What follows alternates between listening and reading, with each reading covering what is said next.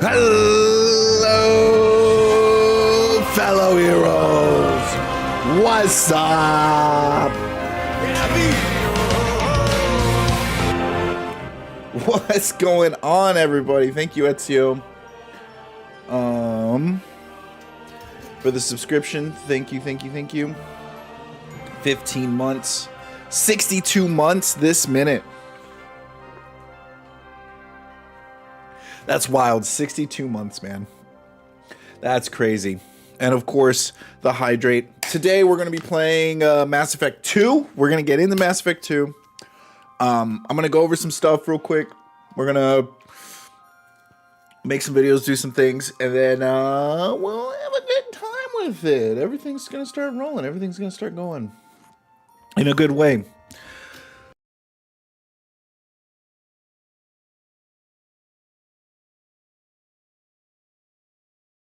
The critical drinker and variations of his type are not real people. They don't have a single real thought. They are parasites, cancers inside society. All they do is spread hate and lies. These people are the lowest lows. We have to start acknowledging these people as a sickness. Dude, the only thing I have to say to this is whenever someone speaks vaguely, if all someone can do is insult, if someone can only if someone can't give any context, if someone is unable to give any context, they are either ignorant or they themselves are a liar. There is no in between. If all you can do is speak in vagueness, my gosh, that is terrible. What are some other people saying about this? You are describing the radical left, actually. People will say this stuff and be like, why, yes, I am a responsible member of society for wanting to purge the non-believers. All these right-wing reactionary movie critics are a cancer, both politically and artistically. They're right-wing pipeline propaganda, poorly disguised as, and it's just nonsensical speaking in circles. This is a response to a guy on YouTube saying a movie was okay. That's true. Critical Drinkers review, he was just like, meh, the movie was okay. He didn't say it was terrible. He didn't say, he gave his opinion about it. And these people are freaking out over it politically, thinking that it's something more than it actually is. Media literacy education decided dehumanizing media literacy educator, decides dehumanizing reviewers he disagrees with is the way to go. This literally just boils down to the cruel reality of you have a superiority complex. Let me tell you something. People who are usually mad or hateful towards something, it's not that they want to help, it's not that they are trying to do something for the better, it's that they want to control it. This right here is an ignorant / and or liar upset that he's not in control of the situation, and that's all it comes down to. Oh man, dude. I saw this today and I almost couldn't believe it. They just couldn't leave it alone. They had to put a nasty, mannish girl in Halo 1. Nobody wanted this. What a trash retcon. This right here is the exact reason why I'm not going to be purchasing Halo Evolved, man. People are starting to call it Halo Devolved at this point. Look at this. Look at this right here. We're gonna watch this. Oh, I just muted it.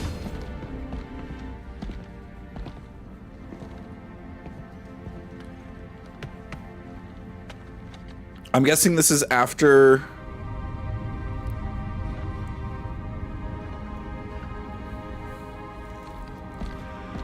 Nice what? work.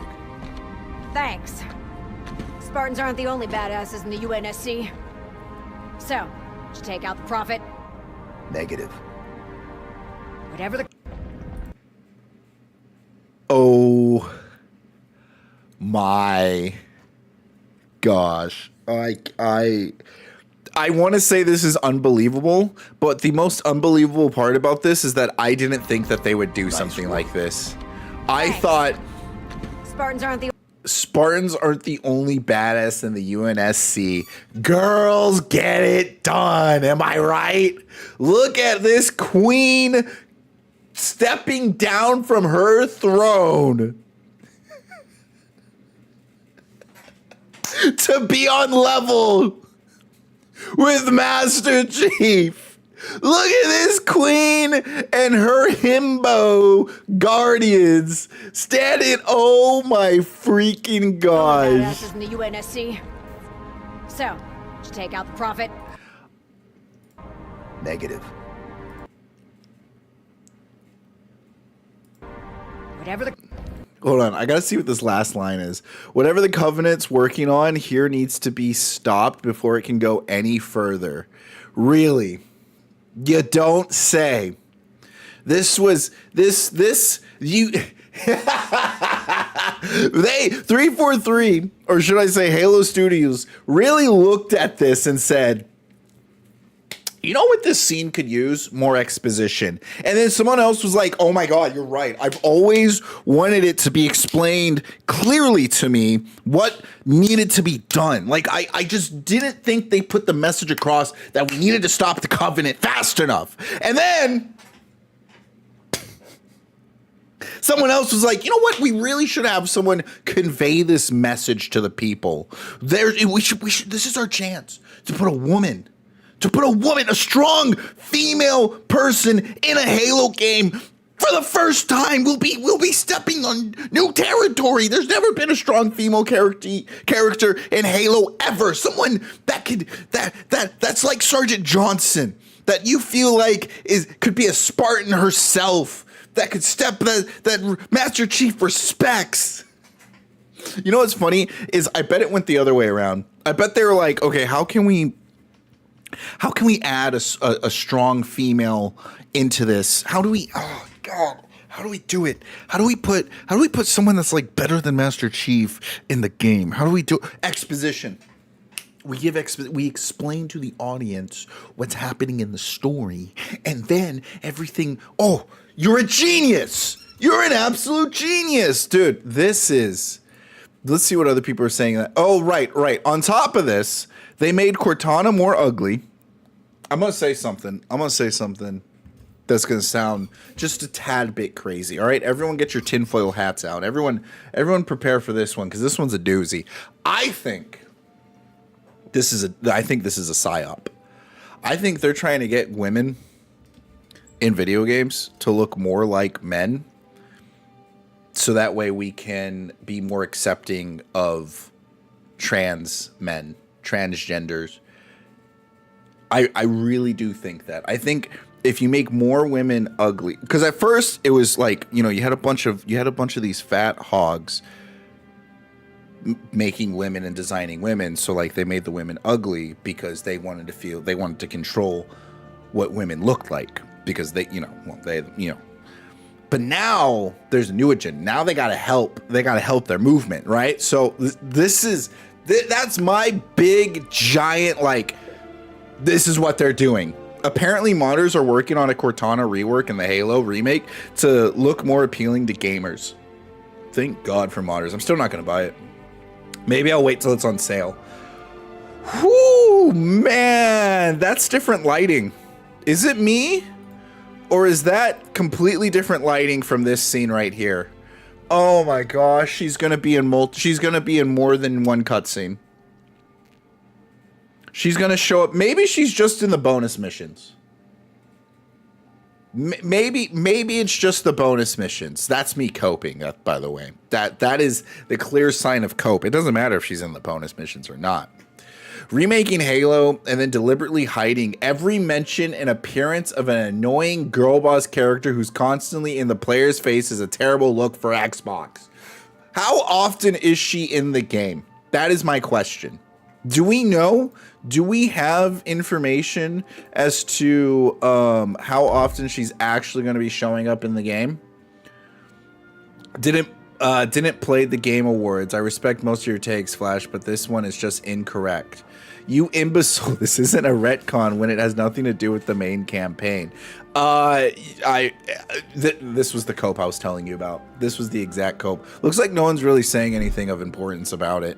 I was really hoping someone could say, it sounds like they might just be in the story mission? Bonus missions.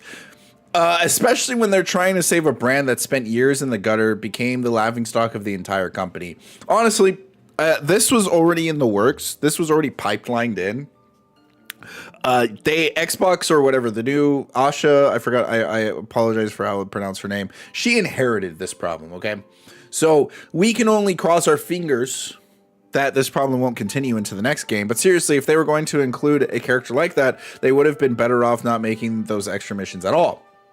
I totally agree. And isn't it interesting how they advertised the extra missions, but they didn't advertise that she was going to be in them? On top of that, they announced this or showed this like days before the game comes out. When does the game come out? When is Halo Combat's Evolved release date? The 28th. It literally comes out in 3 days from today. So this gets announced 3 days when people have already put in their pre-orders, when people have already invested money into it, when people have already done who knows whatever else. They drop this. Actually, they would have been, if you had any confidence in what you were making, you would have shown this off from the very beginning.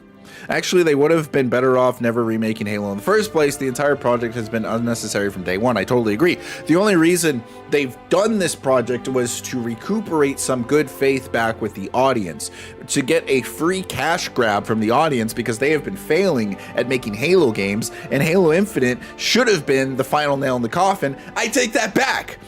They should have been done making Halo games from the almost from the very first or second game they made. I think Halo 4 is a good pass. Halo 5 should have been it. They should have been done. We should have been seeing something else. That should have been the last failure they ever did. How is this company allowed to continue to do something like this over and over and over and over again? And honestly, I think a big part of it has to be some of the fans' faults, because you just eat any type of slop that they throw before you.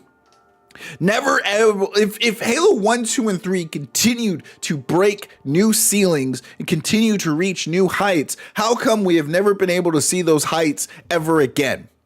How come we have never been able to surpass those heights? I'm not asking you to make those games exactly as they were again, but the fact of the matter that you are going back and you're trying to redo something. I'm going to say it. Jesus really hit it on the head when Jesus said, do not put new wine in an old wineskin. Like, honestly, guys, you seriously should stop trying to recapture lightning in a bottle and just create your own lightning.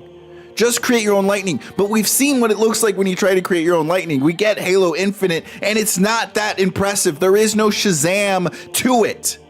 So what really needs to happen is you guys need to get replaced. You guys need to get fired. We need to let Halo die. The best thing for Halo right now is for it to die, or for someone else to pick it up and do a better job with it.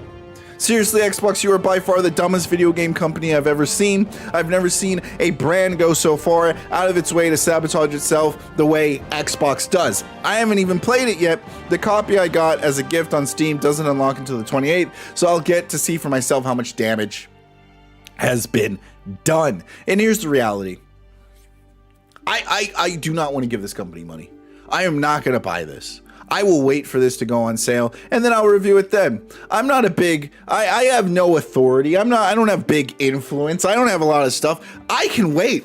This can be evergreen content for me. I can wait. I can cover the whole damn shebang. I can cover everything after it's come out.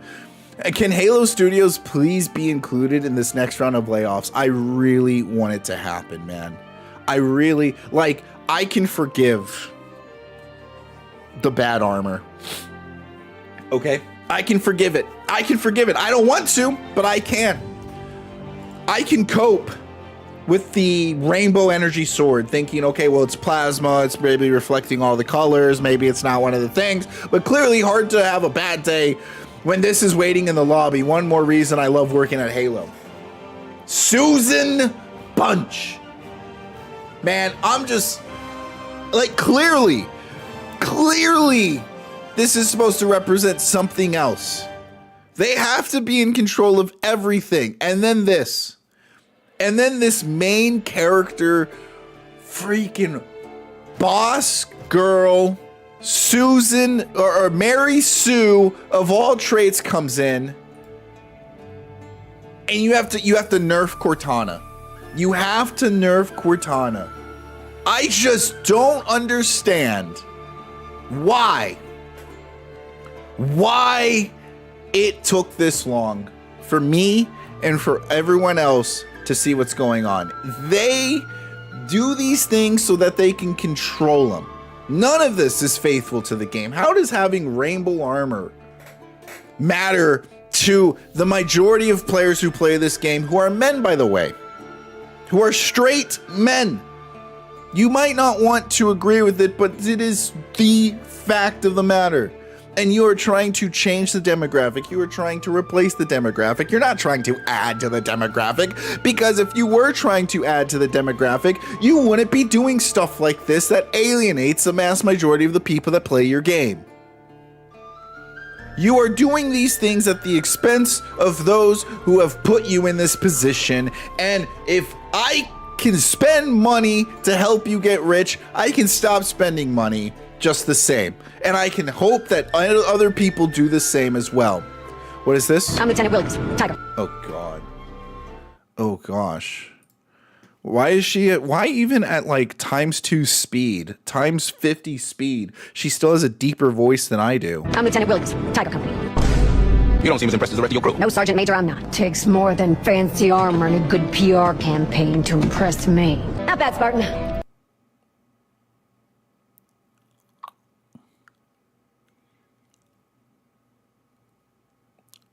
Are they insulting Master Chief?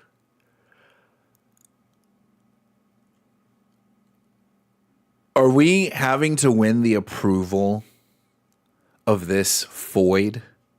Is she even a Foid? Is she old enough to be a swamp hag at this point? It takes... No, Sergeant Major, I'm not. Takes more than fancy armor and a good PR campaign to impress me. Not bad, Spartan. I'm almost starting to believe the propaganda. Nice work. Thanks. Spartans aren't the only badasses in the UNSC. I'm Lieutenant Williams, Tiger.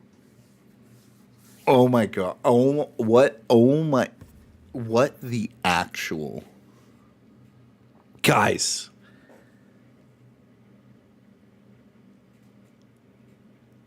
It's like every stereotype distilled, like forced into it. Combat Devolved couldn't be more correct. Every stereotype is pushed onto this character. She is the manifestation of every woke ideology forced into Halo. Halo has never been this shallow. Oh, I can't believe. Like, why is this necessary? Why do you feel the need? Cortana was such a perfect female to contrast Master Chief in such a complimentary way. And you're gonna put this in here? Like, who is this for? What guy wants to sit here? We literally play Halo to get away from women like this. We don't play Halo to be immersed by her, to have her talk to us again. Do you, like, why are you trying so hard to push this? Why do you want to control this so badly?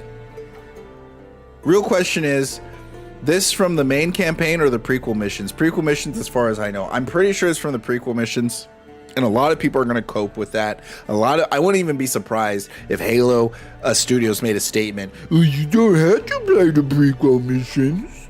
You don't have to play them.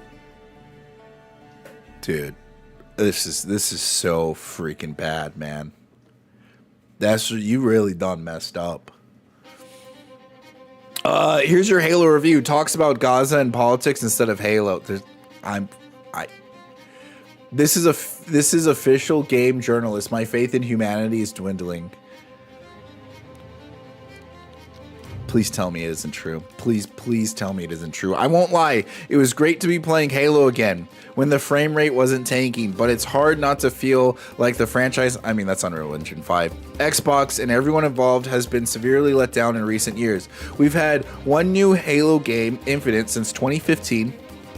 Since 2015's Halo 5, I almost thought Infinite came out in 2015. Xbox has almost imploded due to the years of mismanagement, the result in thousands of employee layoffs, and Microsoft remains on the boycott, divest, sanction list in connection to what a UN commission declared a What is happening?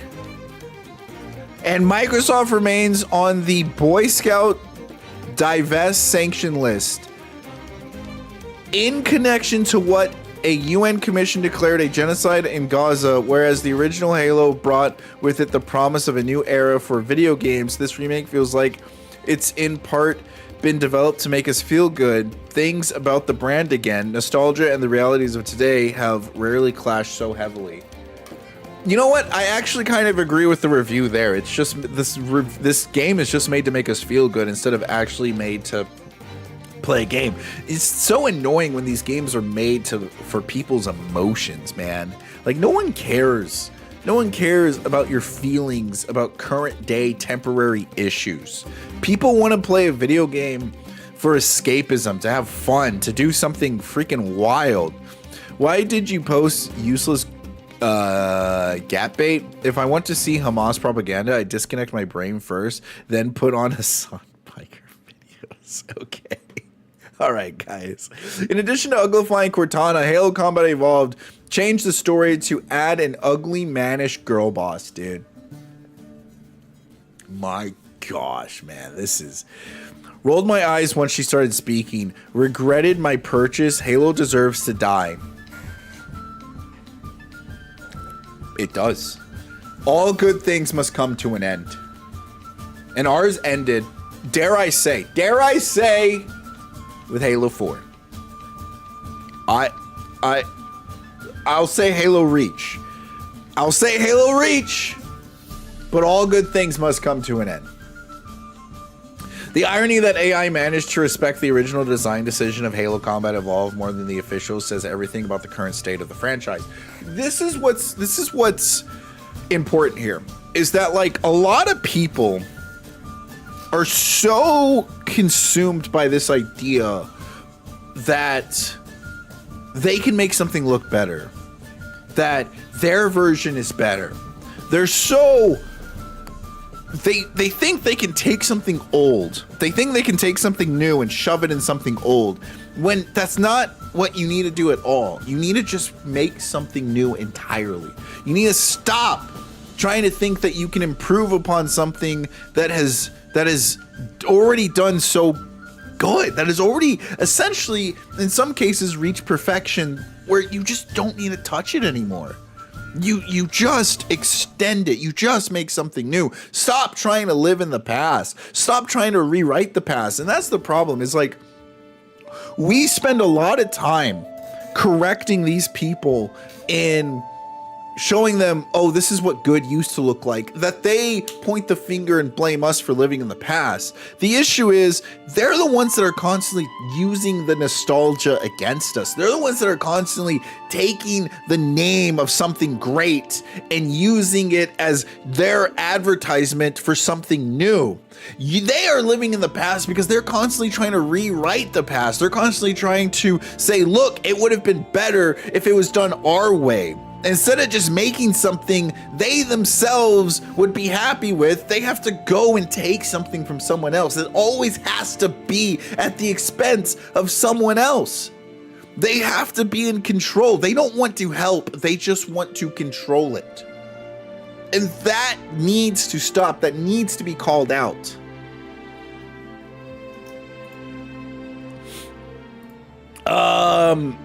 How dare Halo fans only like the original games that define the series and not the later games that made shitty changes to the formula? Exactly. Everything okay, Chief? Yeah, I was just reading these posts and thinking, Combat Devolved, no one hates Halo more than Halo fans. Yeah, you really got to hand it to them. You know why everyone thinks that their fans everyone thinks that they have the worst fans? It's because the people in control in the moment do not care about the original source material. They do not care about being authentic to anything. and so they make changes, and so they force change upon it, and so they make it to what they think would be better, not what they think would complement it, not what they think would heighten it, but what they think would change it for the better. And in doing so, the fans are the first to see that there's a problem. The fans are the first to feel the issue, and so they call it out. And what happens? They get demonized. They get outcast. They get exiled. And then what happens to the product? The very product the fans tried to save, the very product the fans tried to hold accountable, the very product the fans tried to show love to, well, it dies. And then no one gets to enjoy it because the only people that were enjoying it were the very people that were cast out and called demons. Every single time. Let's see. Okay, is that all the Halo stuff we got for today? Damn. It's sad. It's sad. But the only thing I want to see from Halo now is it dying. The only thing I want to see from Halo Studios is its death. Unless some other company that I trust comes along and picks up Halo, I want this studio gone. Okay, we got a new trailer for the Lanterns. Let's see if it's any good. I really probably should start watching these things on YouTube. You know what? Let's do that. Let me pull it up on YouTube because I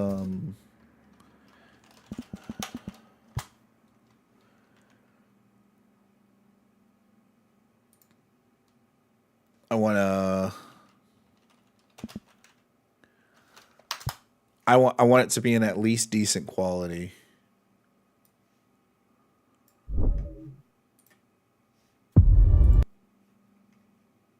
All right, here we go. We got a new trailer for the Lanterns. Let's check it out, see what it's all about. First trailer, I was not that impressed with, I'm gonna be honest. It's time to get up, Junior. Why is this? I came here for better quality. My God. So, you're a space cop. No, I'm just being trained. All right, new lesson. Take the ring. You fly. Just fly. I'm sorry. Fly, please.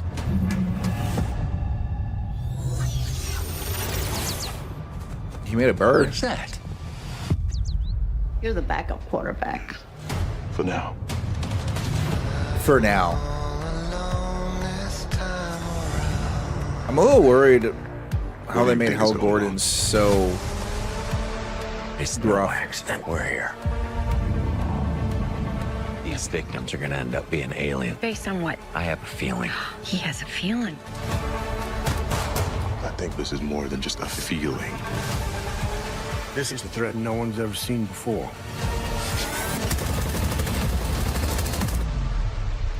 What do you know about manhunters? Where'd you hear that word? Uh-oh, yellow. Manhunters are the most dangerous beings to ever exist in the galaxy. It could take the form of any species. I was about to say, is it like Martians? So it could be anyone. He's gonna send an army to put you down. Oh, look at that. We got Nathan Fillion up in this. Do you resent Hal Jordan? The ring's always been mine.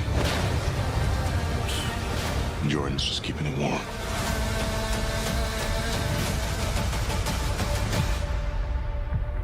Sinestro. You don't really believe he's your backup, do you, Hal? No. Let's say what he actually is. My replacement. Yeah. Yeah. In brightest day. In blackest night. No evil shall escape my sight. Let those who worship evil's might beware my power. His little bird Green was Lantern's sitting there light. with him.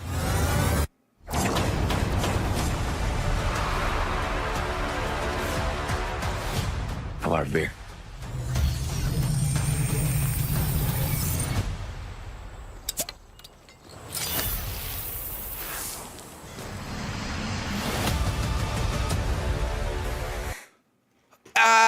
looks okay. I mean, like, I don't know. Like, there's nothing about this that excites me. I think a big portion of why I'm not excited, and I'm gonna be, if I'm trying to be honest, has to do with, like, I just don't trust DC. I don't trust the people running DC. They haven't really made anything that looks crazy. This is the final trailer before something comes out. Now, let's talk about the premise. Let's talk about, like, okay, well, it seems like we have... It's him replacing him. This is something that we have to deal with all the time. This seems like a very meta situation that we fans are always dealing with. I was literally just talking about this, how, like, a lot of times they want to replace us, they want to control us, they want to, you know, put the people in there. I don't know why Hal's getting replaced or why he's getting put out of the picture. I don't know, maybe by the end of it there's another ring for him or there's something else for him. But either way, this seems so small scale compared to what I'm so used to seeing the Lanterns doing. If I'm going to be completely honest, though, I haven't read crazy amount of Green Lantern stuff, but I'm worried that a lot of this is just going to be like nostalgia, like, oh, look, come see Sinestro. Oh, come see Nathan Fillion. Oh, come over here and see what's it called? Martian Manhunter potentially maybe might be in this one. We got bad guy cowboys. We may have good guy cowboys. It just, I don't know. It doesn't seem like it's for me. I might be completely wrong. I hope I'm completely wrong. But right now, my reaction is meh. We'll see. What do the comments say about it? First trailer, zero green. Second trailer, little bits of green. Third trailer, all the green. Next thing I know, someone's going to tell me there's entire corps of Green Lanterns and Hal Jordan's just one of the many. Yeah, like an entire planet. Yo, we got third Superman trailer, Doomsday trailer, Lanterns trailer, Clayface trailer, and Wolverine game trailer in 1 week. We did get a lot. For those confused, the Manhunters they mention are not referenced in Martian Manhunter, but rather the Manhunters, a robot army that was the Guardians' first attempt at intergalactic police force before they made the Green Lanterns.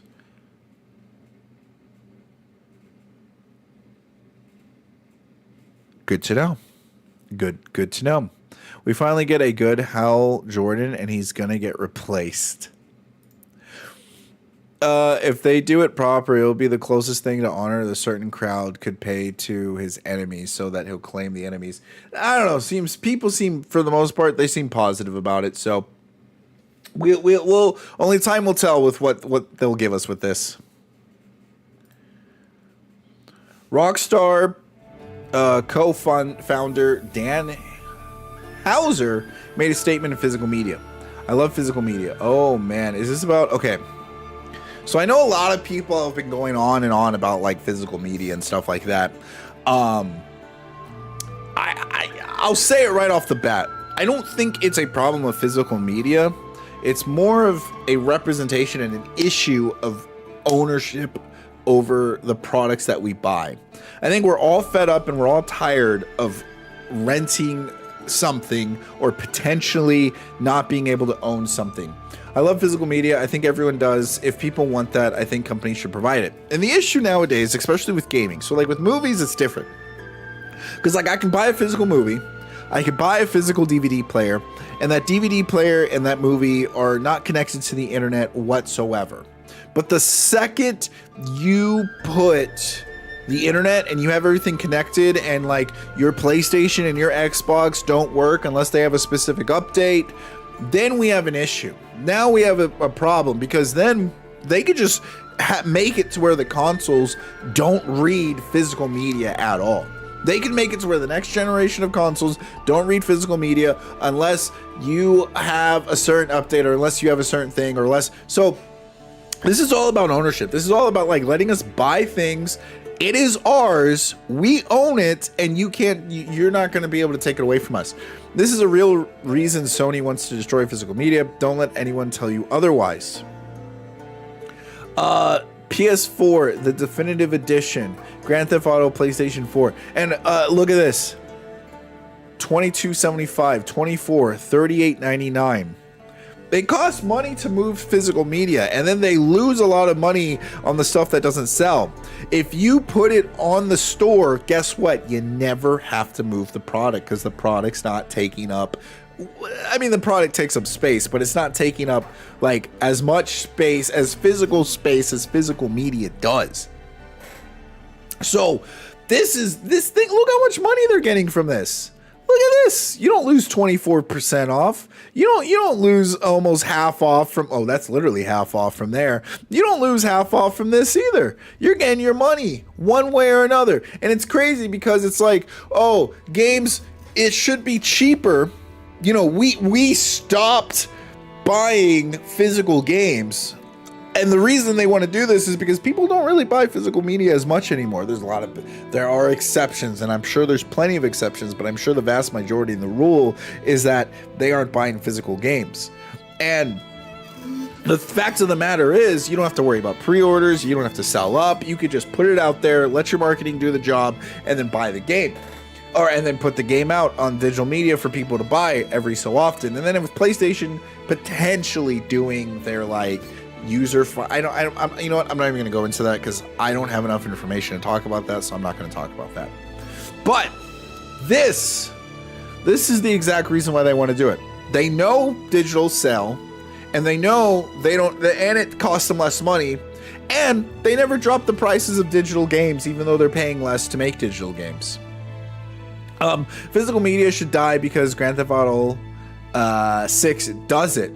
The way Sony fans dick ride Rockstar is so hard needs to be studied. What's going on here? Like,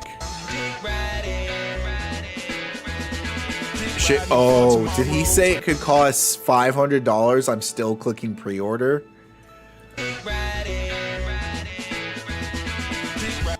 Grand Theft Auto 6 is truly exposing how ungrateful gamers are.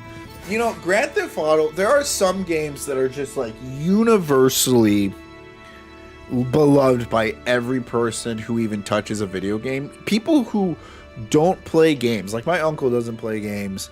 He owns like a PS4, or I think he owns like a PS5, and all he has on it is Grand Theft Auto. That's it. Like, Grand Theft Auto transcends genres, and I think Grand Theft Auto is very significant on like the people just want to do what they want to do. It is the freedom to, I'm going to take whatever car I want to take. I'm going to shoot whoever I want to take. I'm going to beat up whoever I want to beat up. You can just indulge. It is nearly close to the ultimate escapism in a video game. And getting away with anything that everyone thinks about doing. And I think that's why it's so universally praised. Not a single person is complaining about GTA. Could have been another 100 for a deluxe and I'd still get it. Oh, it's definitely too many people complaining. Facts. We should thank Rockstar for not making the game $300. That's not even expensive. They could still charge. We would still. The prices isn't the issue. The store being locked behind the Ultimate Edition is the issue. Don't buy the game. Get out of the comment section. Dude.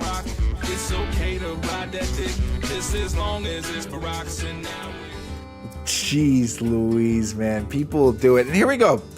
People talking about their physical media. Man, I cannot wait to move my new house so that I can take my game collection out of storage. Physical media is important. Wait till I show you guys my turbo graphics. It's not about the physical game. It's all about who owns the game, the ownership of the game. I'm telling you, digital games, if there was a way that we could own digital games, people would be just as happy. I like buying physical games. I have a bunch of physical movies that I own because I think if I like something, I want to put it on my shelf. I want to do it. I'll listen to an audiobook, but if I really like the book, I'll buy it and put it on my shelf because for me, it's something I can go back to anytime I want. I own it. It's mine. You can't take it away from me. And it's a great conversational starter when people want to come over. But yeah, no, I think it's less. I think if there was a way that I could save my format. And I think that's also important. You know what? Now that I'm saying that, I've kind of like given myself another perspective, because when you own something, regardless if you partake in it, it is yours and you can go back to it at any time. If I lose internet, if I lose power, if, you know, whatever, I shouldn't say lose power. That's a bad example. But if I lose internet or whatever, I can just grab a book, and that book's always going to be mine. No one's ever going to be able to take that book away from me. At least, at least not in America. They're not going to be able to take that book away from me. But then if you think about a video game, you know, if you lose internet, oh shoot, I all of a sudden can't play this game anymore. Or if the company lose the rights to the game, or if something else happens, or if the company decides, or if whatever, imagine scenario, the fact that there is a chance that they could take away something that I paid for is ridiculous. That should just be 0%. It should be 0%. Just like this book is basically and utterly at 0%. That it should be the same thing with everything else that I own and purchase.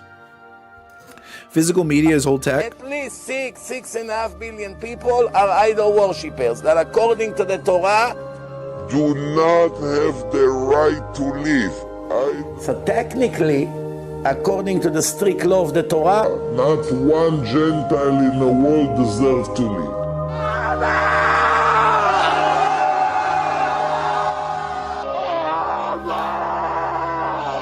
What the hell is going on here? Here's why Sony is making the right call over physical media is old tech. Just like CDs and DVDs, it was always going to disappear. However, if Sony wants everyone to go fully digital, they need to let us actually transfer or sell games between accounts. I agree. Physical discs are done in 2028, and that's fine. But right now, digital ownership still feels incomplete. This guy gets it. This guy totally gets it. This guy, like, you need to have some form of digital ownership. We need digital ownership, and we need to figure that out sooner than later.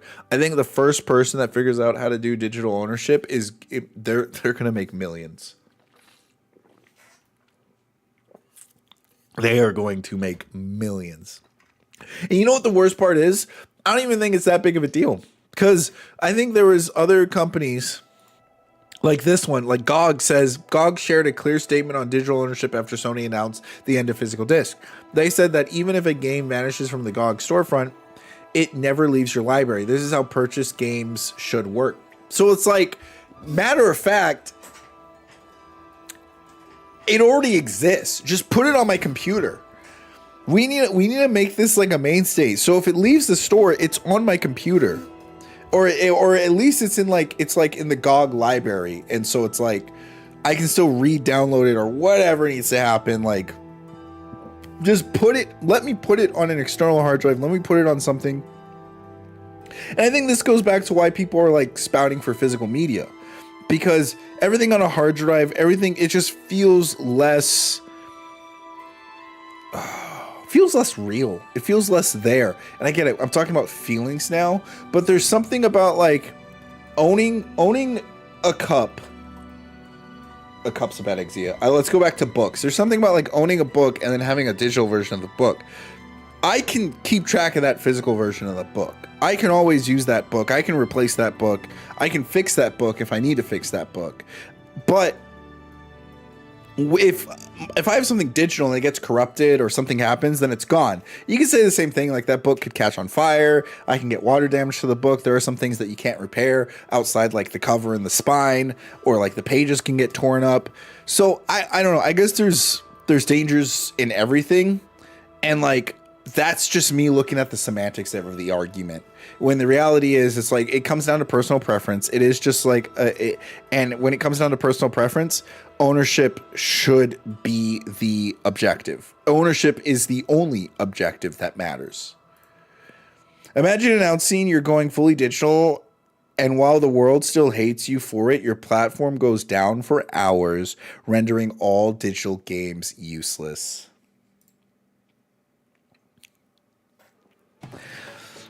Man, the future's not looking so bright, is it? Future's not looking so bright, huh, guys? That is wild. Greed has no limits. It sure doesn't. It sure doesn't. My gosh, dude. That's some egg on the face if I've ever seen it. That is some egg on the face. Chinese courts have ruled that gaming accounts, in-game items, and digital purchases can be passed on to family after death. Dude, my Steam library, my kid is gonna be so set. Oh my gosh, dude, my kid. I'm gonna make sure before I die, I at least have all the classics.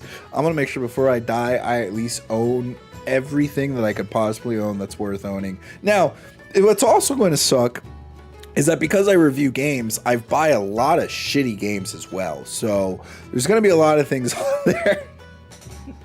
I think I can like put all the crappy games somewhere else. Like I can hide them or something and be like, all right, these are the games you just don't touch. The decision comes from several court cases over the years, with judges ruling that these digital assets have real value and should be treated like other properties. In one recent case, a mother was allowed to inherit her late son's 87 game accounts. And this is good. This is a W. We should look forward to this kind of stuff. This type of stuff. You know, they do this and then we just improve upon it. We innovate upon it. But whatever country takes steps for consumer laws or consumer rights or putting consumers first definitely needs to be looked at, because then we can copy it, we can master it, we can improve upon it. The courts also ruled that a platform terms of service cannot automatically block inheritance if the law permits it, however personal data such. And you know what? They will want to block these. They will want to block these. They are going to try to stop this types of stuff, because if my son doesn't have to go back and repurchase these video games, guess what? That's more money in their pocket. I'm sorry. Yeah, that's less money in their pocket. Sorry, I spun myself around. Because the idea of them having to go back and purchase these games would be huge money. If I raised my son to be anything like me, my gosh, or my daughter, my kid, I should say. Games went from $70 to $80, $90 due to increase in production costs. Why is the dollar sign on the back? What is this? Is what?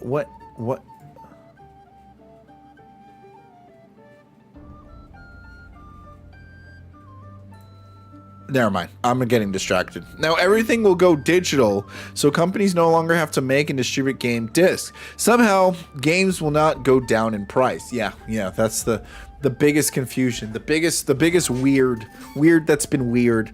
No one gives a damn what the industry plant has to say. Alana Pierce, no amount of petitioning will change Sony's position on disc. I do not think petitioning and public backlash will work here at all. Yeah, I mean, like, there are some times, I think companies care a lot about optics. I really do. But there are times where the money is just way more proof than the actual optics itself. And so companies will take the marketing hit because they're just making so much lucrative money in other ways. After the announcement was made, Sony's stock climbed 7%. Despite all the outrage, it was significant success. I don't think Sony will see consumer spending go down as a result of this news. People are financially supportive of this. Yeah, no, I kind of agree with her. Like, this isn't going to change. The only thing that'll make it change is if they start losing money because of it.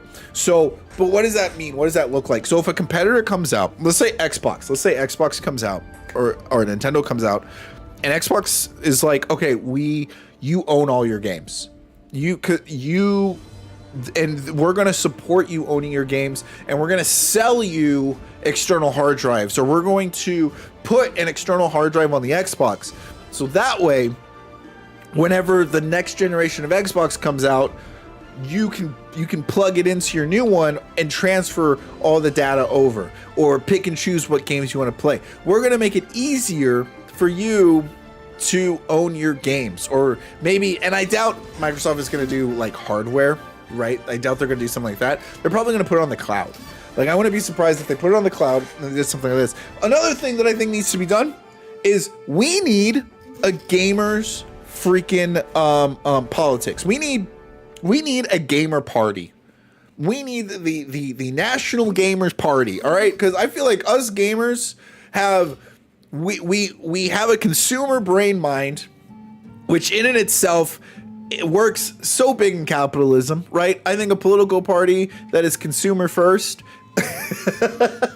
would make leaps and bounds for the nation, especially for gamers. If we had a gamer political party that would go in and make laws that said you could own your games, think of all the other benefits you can get from owning digital stuff or digital services. Think of all the people who would help with their movies. If it was illegal to, we just make up a law, just say like everything on the cloud is yours. It is yours, and you can prove it by that it's yours. Now this might fast track digital identification, which would freaking suck. But I say we need a gamer party. PlayStation is ending production of physical game disc starting January 2028. From that date, new games will be available in digital formats only. This will only work if they make owning their games the objective. If they make ownership of video games the objective. That is the only way this will work. That is the only way this should work. And until someone shows us until this becomes streamlined for everyone, for music, for video games, for movies, no one's going to do it. A competitor has to show that this is what people really want. And once that happens, then we'll see actual change. Let's see. We got a couple more stuff here. Here, how about this? So Baldur's Gate 3, we might have to look at this. I think I saw a YouTube video of this. It was like Baldur's Gate 3, whenever we were looking up that trailer, was doing a third-person showcase. Oh, it's a Nexus mod? Oh, okay, that's cool.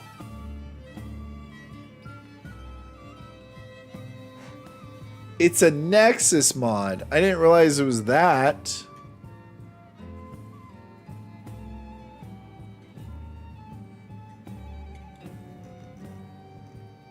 Well, I thought this was like official Baldur's Gate 3. That's a cool Nexus mod.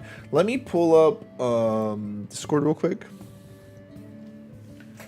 I gotta react to some of the stuff you guys have been sending in the channel. What is this? Mario Reacts? Oh my gosh, we actually have a... Okay, let me... And then we'll look at some of the other stuff, some of the random stuff I want to look at. Okay, what do you guys got? What do you guys got for me here? What are we looking at? If I ask you if you sick at the function and you tell me, oh no, it's just allergies, and I find out you fucking sick, you need to go to jail, bro. You need to go to jail. 100%. That's not the worst take. That's honestly not the worst take I've seen / heard. That's kind of like let's be real. That already exists.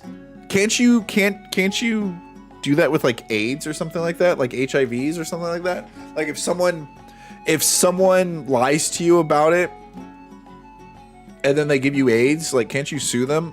I think they should go to jail for that. If that's not a thing, then I totally agree that you should go to jail. Now, if you have like the cold or if you got like COVID or something, like big whoop. But no, stuff for like consent, yeah. I disagree. Disagree? I'm not trying to incarcerate any more men. Oh, don't take that approach. No, these people are selfish. They weird. Yeah, it is very selfish. You coming to brunch sick because you don't want to miss out on French toast? Sorry, dude, I'm coming sick or not sick. I don't care. I think if you have a friend that's coming over sick, that's dedication, man. As long as you don't have anything contagious. Also, coming from someone who has allergies, if you don't know that you have allergies, everything just feels like the cold or the flu. I shit you not, like having allergies is the same as having those symptoms entirely.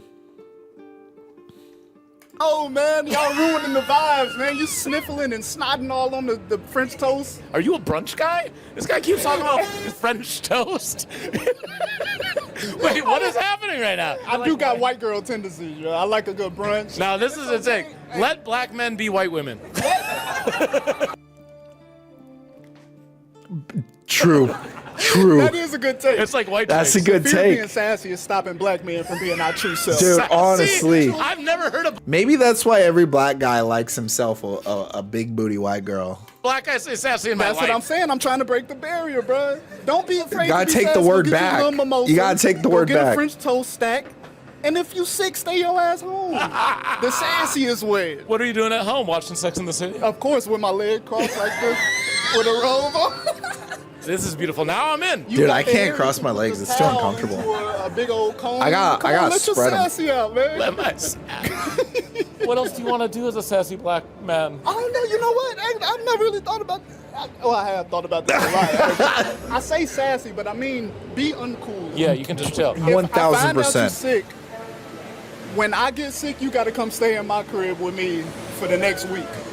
Can we agree on that? This guy just wants a friend. I really do just want friends, and I want us to be sassy Okay, together. so if I get you sick, Yes. I have to take care of you like a grandmother. Yes, bro. You gotta feed me Pedialyte. Every guy sandwiches wants and this. smoothies. And cut 'em in Every triangles. guy Take your is the temperature. most Put the ice badass pack on my head. survival How you feel dude. about it? Take Want on the me to put a weather, movie on but the for you? second he gets sick, it's like, help me. I'm the same way. It's a good system. Everyone's where the this same started, way. where Every this guy just I've wants to never be been this taken care of vulnerable when in they're my feeling down, when they're love you, feeling bro. sick. I love you too, dog.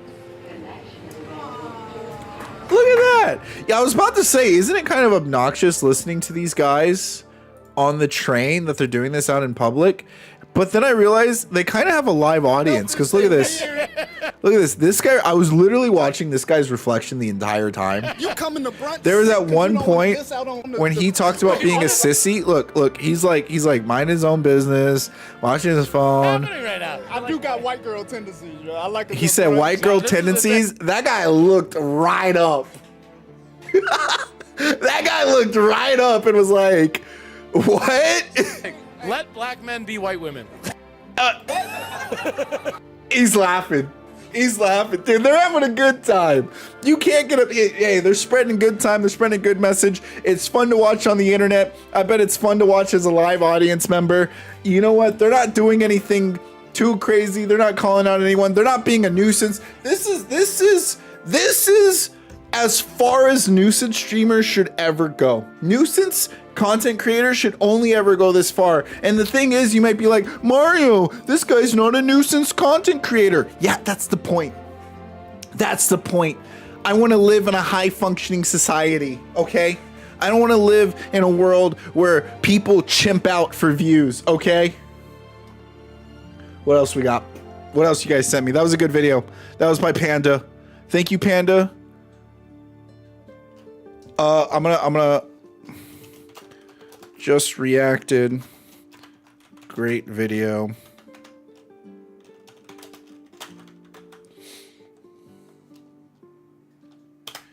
All right, let's see what else we got. We got nerd news. No, actually, let's do memes.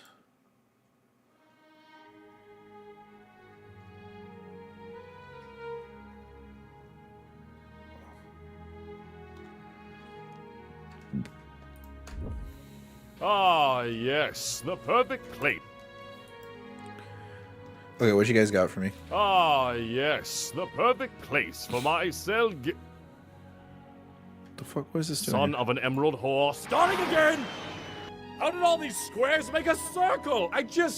No, it's fine. It's fine. It doesn't bother me. It doesn't bother me. It bothers me. It bothers me a lot. And that one's still green! Finally, it is complete! Perfectly square of fine marble white and a full 24 by 20. The fuck? Let it go, Cell.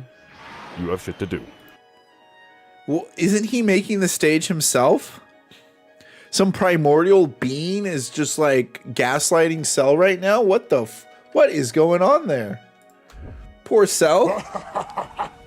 Oh, dude, we got Warhammer 40k stuff. Oh, hell yeah, I love me some Warhammer 40k. What you guys got for me? You can't defeat me, Space Marine. I know, but he can. All right, mate. Who the fuck is that? What? That is Goku. Australian Goku, mate. Yes, a strolling Goku. No, it's What? Australian. What are you? Australian. What is this foolery? I hear you're pretty strong, mate. What? So you're pretty strong. What? Australian Goku will destroy you, Abaddon. What the fuck is an Australian Goku? Australian Goku. Who are you? Who is this? Why does his hair look like that? My hair. Look at your fucking hair, you fucking dog cunt. Fuck you. Oh, shit. Oh, I care not about my appearance. Oh, yeah, nice top knot, you fuckwit. Shut up. Nah, fucking over this, mate. Take some of this low-level Kamehameha. Oh, fuck! Oh, shit! What? Guys, that's just too much. That's just too much. That's too much for me right now. X-Men while Charles Xavier gets killed for the 5th time in Avengers Doomsday.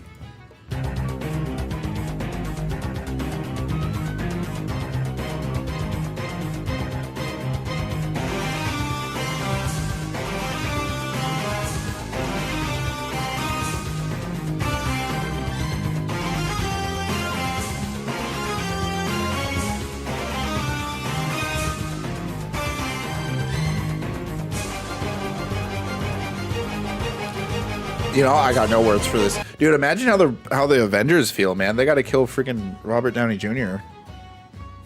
They had to watch him die. They're going to have to watch him die twice. Twice. What is this? Mass Effect? Mass Effect if Shepard put a fucking camera on their helmet?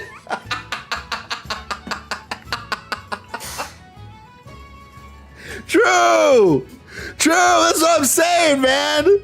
So many of their problems would be gone, would be done if they just freaking put a body cam on Shepard. The first freaking game, when they run into the people, there's a body cam on the dude. Their first image of Sovereign is through a freaking helmet camera. True. Oh my gosh, yes. Yes.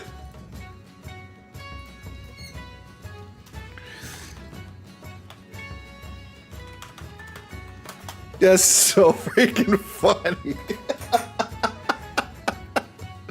Just put a goddamn body cam on him.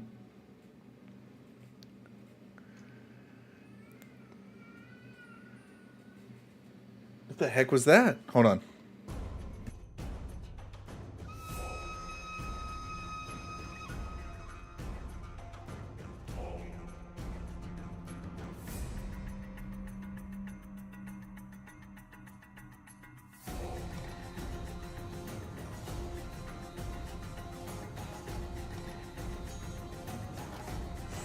Okay, sorry. There's some kid screaming outside. I thought it was a cat. Okay, what do you guys got for me over here? A YouTuber in Northern Ireland just got sentenced to life for murdering his pregnant girlfriend. He set up a YouTube live stream of himself playing video games. I heard about this. I freaking heard about this, man. Make it look like he was home and harmless while he was actually traveling. Hold on. No, this was fought. I heard about this one. A YouTuber in Northern Ireland just got sentenced to life for murdering his pregnant girlfriend. He set up a YouTube live stream of himself playing video games, timed it to make it look like he was home and harmless while he was actually traveling to her house and killing her. He tried to create a digital alibi, and the next day he pretended to discover her body. It didn't work though. Investigators proved that the so-called live stream was pre-recorded days earlier, and now he's serving at least 31 years. Now this case is obviously from the UK, but it raises a question that comes up here. What if a defendant hands his own lawyer a fake alibi? Picture it in the US. A man charged with murder has a staged live stream, just like this, and he tells his lawyer the truth. He says he did it and the video's fake. The lawyer can still defend him. A criminal defense lawyer's job isn't to prove you're innocent. It's to make the government prove you're guilty. That's how our system works. He can attack their evidence, I never thought about it like and that. argue reasonable doubt. Knowing you're guilty doesn't change his duty to defend you, but he cannot put on that fake video. He cannot call witnesses to back up a lie. He cannot let you take the stand and swear to an alibi that he knows is fabricated. Almost every state has an ethics rule modeled after Model Rule 3.3, which says a lawyer cannot offer evidence that he knows is false. Now, people assume confidentiality covers all this, but it doesn't. Your lawyer keeps your secrets about what you did in the past. I keep her sealed. Can't talk about it. That's a past crime. But faking evidence at trial would be a new crime happening in the courtroom. And honesty to the court beats confidentiality. Damn. The Supreme Court said it plainly That's in crazy. Nix versus Whiteside. You have a right to a lawyer, but no right to a lawyer who will help you lie. And if you push your lawyer to run that fake alibi, he can refuse and maybe even withdraw. Or in some states, he can tell the judge. This is why a lot of defense lawyers don't ask if their clients did it, so they don't find themselves in these situations. That is such a new perspective. I never even thought about. Lawyers aren't there to prove you right. They're there to make the court prove you guilty. That's wild. That is wild. You know, lawyers are only right 50% of the time if you think about it. What's this? Oh, yeah, we talked about this. Yeah, we talked about that.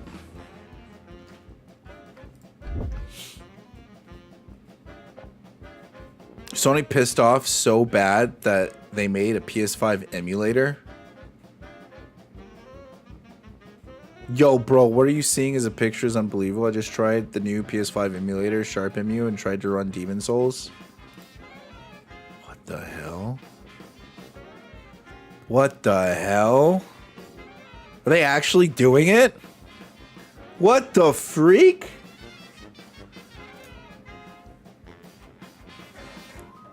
The customer's always right.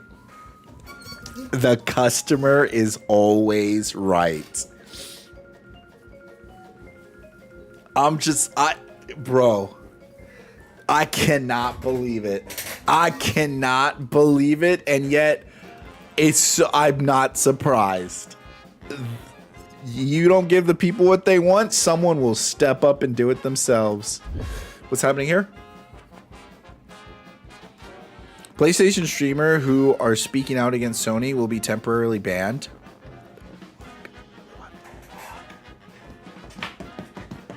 They don't want to help you. What did I tell you guys? What I tell you guys every single freaking time. They don't want to help you. They are not on your side. They want to control it. They want to control. They're just trying to figure out how to take your money and put it in their pockets. And if anyone speaks out against them, gone. It's decision to end physical games. Now, I don't know who they banned or who. 100 games gone just by one click, and you know where to get it back. That's crazy. That's crazy. What's this?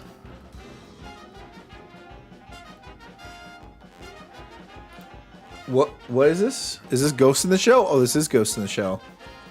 Okay. Let me see. I watched that movie.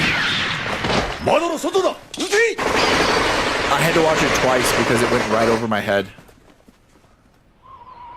Oh, there's some boobs. And then she has to like cover her face, right? Yeah.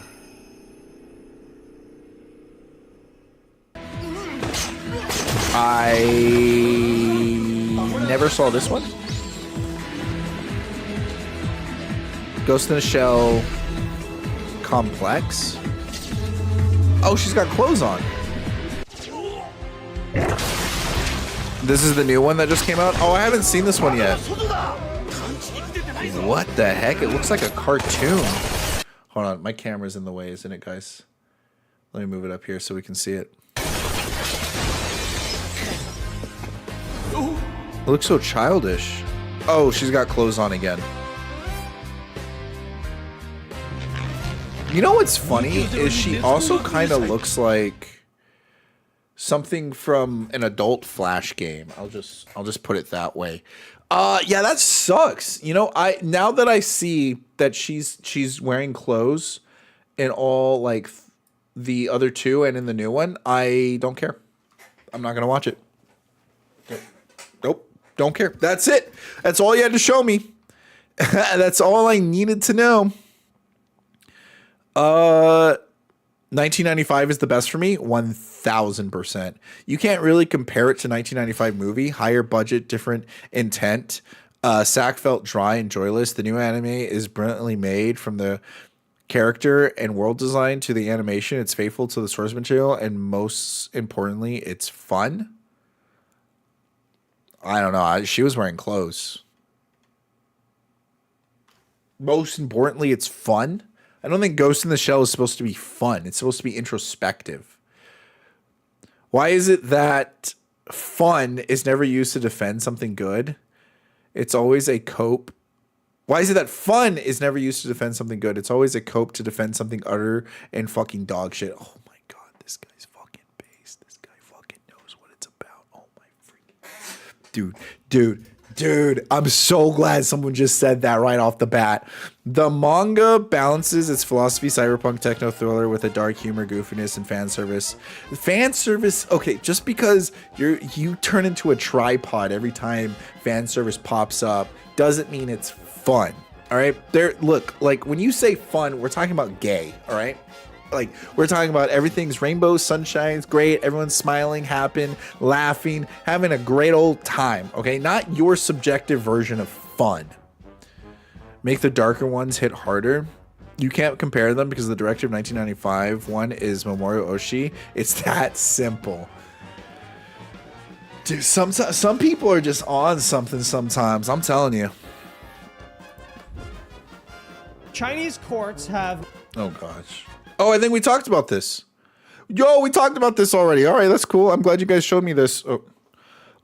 I'm glad you guys showed me this. We were talking about this just earlier today in stream. They view game accounts and microtransaction purchases as something of monetary value, and therefore gamers have rights related to those assets. The Chinese courts reject the idea that standard non-transferability clauses can stop you from inheriting or bequeathing a game or even individual microtransaction of the same nature such as CSGO skins or knives. What does this mean? If you treat them as assets, it's something like stocks or commodities. So let's say you pass away. What happens when, you know, your son or your daughter or your next of kin wants those assets? Well, now they're treated like assets. They go into an estate. Chinese courts have... Yeah, no, that's a W from China. That's that puts consumers first. I think we should copy what China's doing, innovate upon it. I think the more success, I think it's good that we see China trying it out.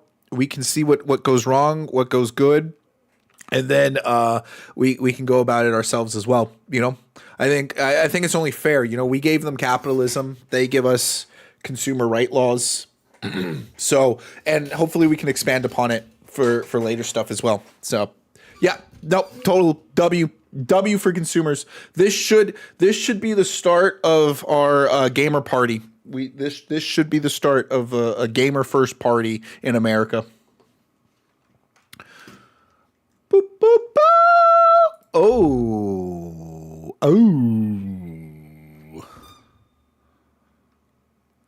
August 28th.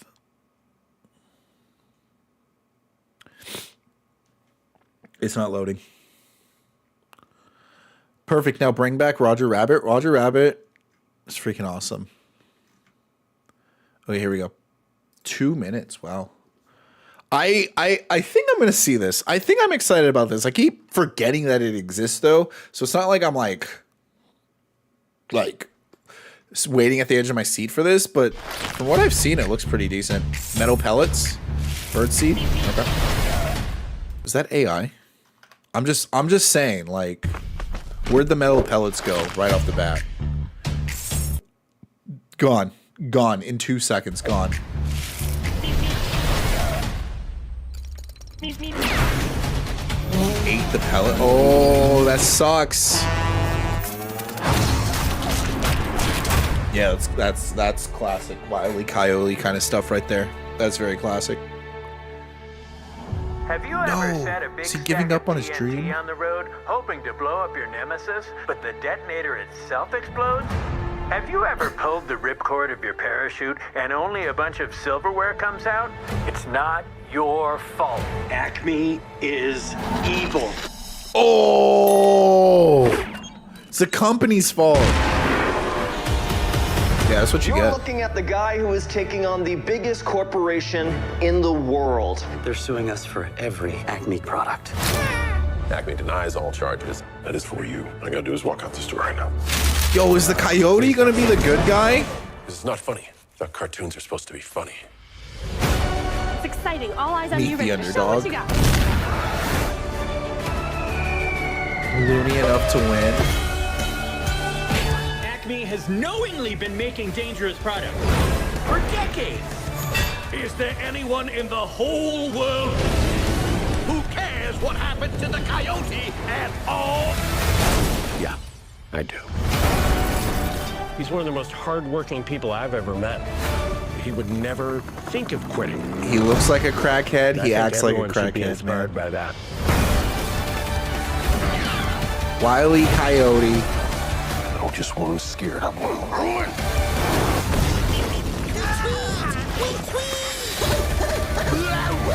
We're all counting on you. Bye. I'm here for the pantsless modeling gig. You know what's great about these movies? What'd you see? I taught. You taught? I don't pay you to think you taught. I pay you to talk. I did taught. What did you teach? What did you talk? Only in theaters That got me. August 28th. I'm not gonna lie, that actually got me. CoyoteVoicesAcme.com. It got me because John Cena was so serious about that freaking.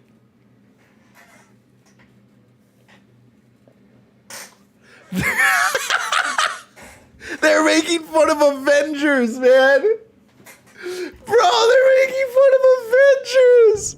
Yo, now I'm gonna see this movie. They won me over. Now I'm gonna see this movie. They got me. I like that they didn't try to make like a live action cartoon. I'm glad they kept the you know, Roger Rabbit's or the Looney Tunes. What was that movie? You know, like Space Jam and Looney Tunes back in action. I'm glad they kept it to where it's like, okay, we're going to take these cartoon people and we're just going to put them with real people. We're not going to try to make it look realistic. We're not going to give them crazy fur. We're not going to. And I think that's a way of keeping it authentic while giving people something new. I think it's not putting old wine in a new wine bag. It's moving forward and just doing something new with everything. And I think that's great. It's great, and it's won me over. I get to see something new. It's going to be a good time. I'm so glad I saw this trailer. Now I'm actually going to be on the edge of my seat waiting for this movie. And if it's bad, I will weep because my heart will be broken. Is that everything? I think that's everything, guys. Let me cover a couple of other stuff. And then we'll go play some Mass Effect.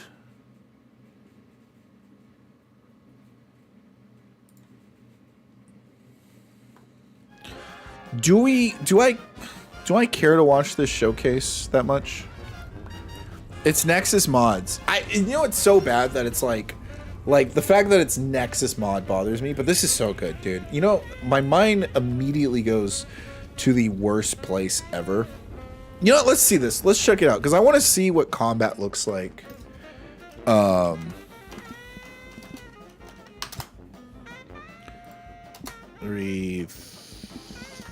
person.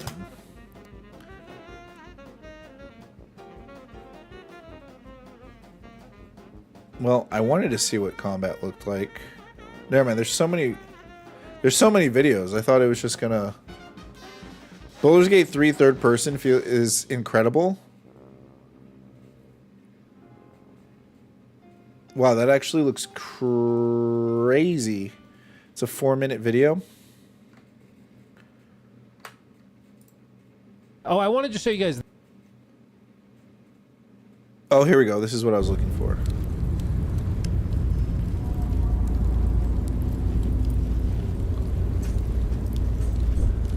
So here's the person that was doing it. That looks crazy good. Can you do that with like multiple people in your party? And look, they're like playing on controller too.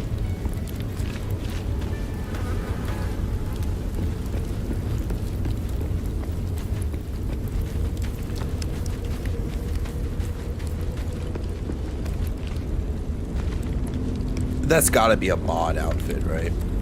Because I don't remember that outfit being in the game. Open view. Oh, and the stealth, and then you get to see the stealth. You get to see the light. Dude, it is like a completely different game. Honestly, I'm gonna say it. I think the next Baldur's Gate should be in third person like this. Like if you were playing Dragon Age or Mass Effect, but not as action packed. I still think it should definitely be like turn based. And then they should have like the top view with it. I'm saying add to it, not take away from it.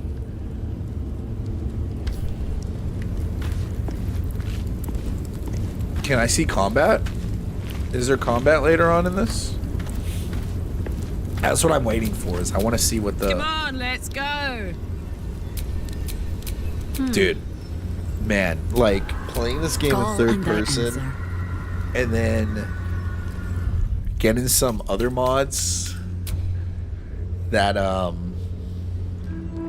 just make the architecture of the game that much more appealing.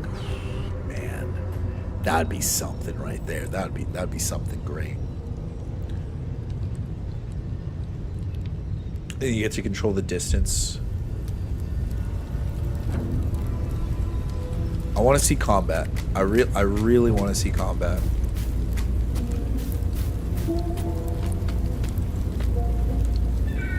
I'm in the mind. You know that.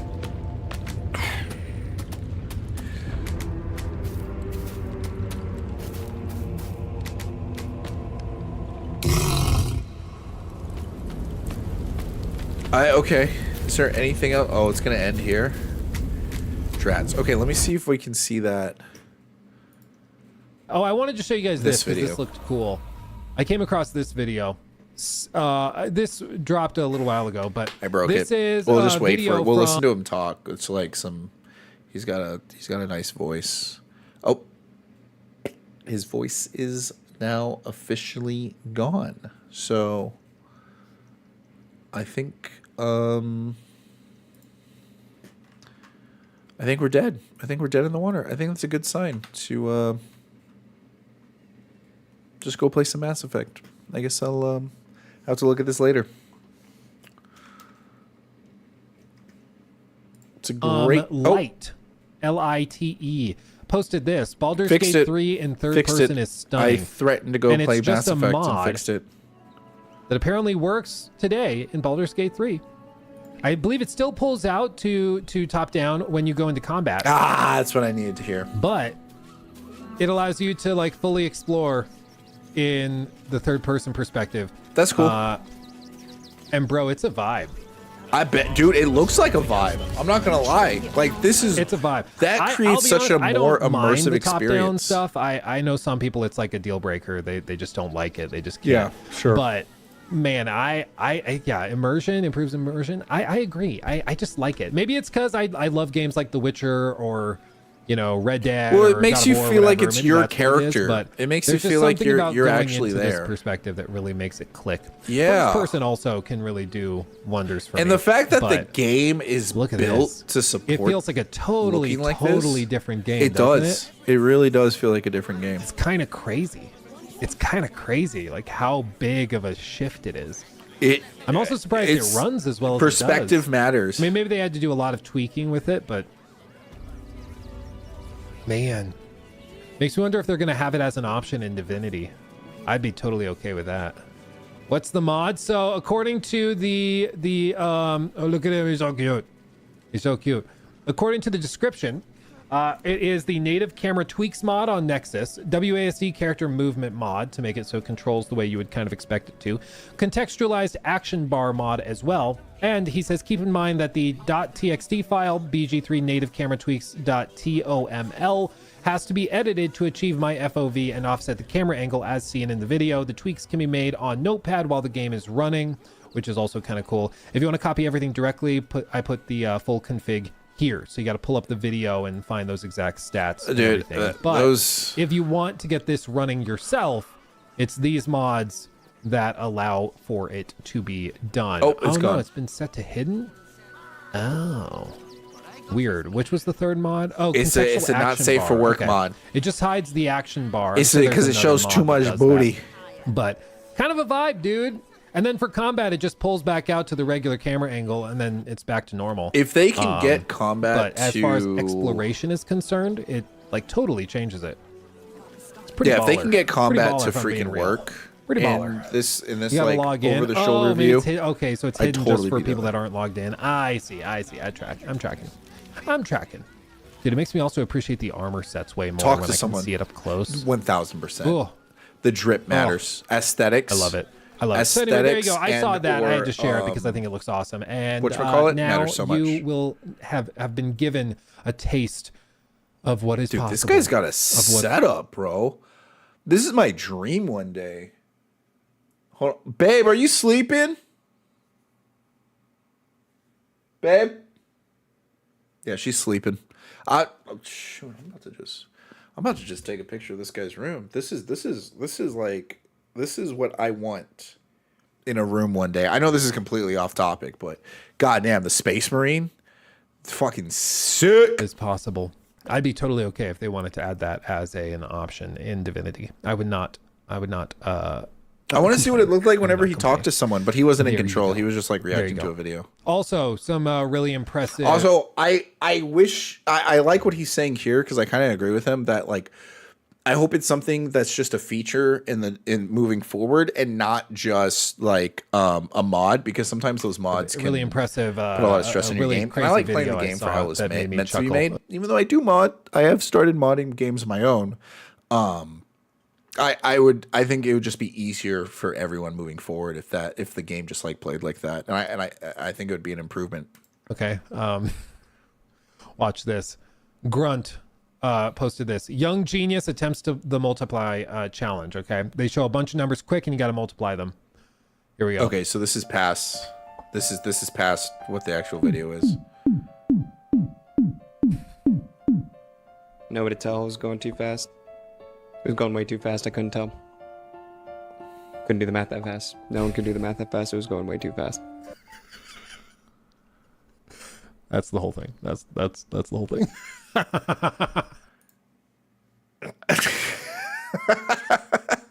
Dude's like, no, it's impossible. Can't do it.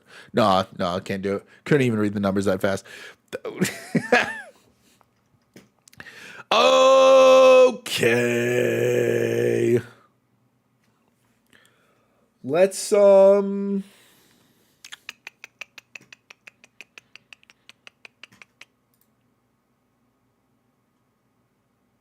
yeah, let's do some Mass Effect. We'll react to some of this other stuff later. Let me change everything to Mass Effect status.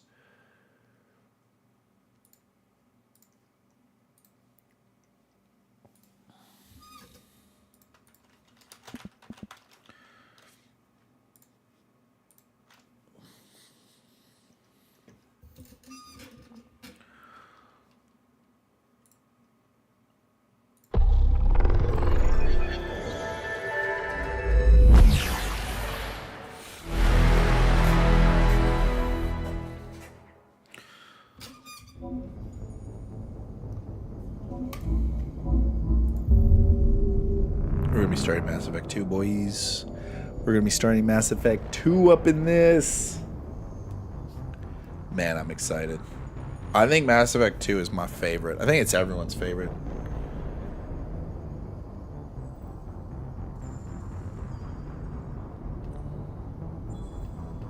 Do I have to fix the audio for it again? I'll double check.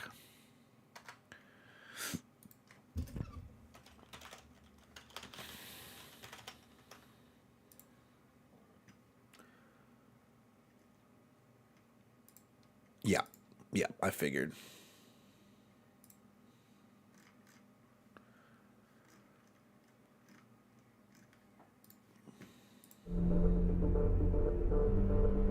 All right. Hold on, I'll be right back. Let me run some ads, and I'll be right back.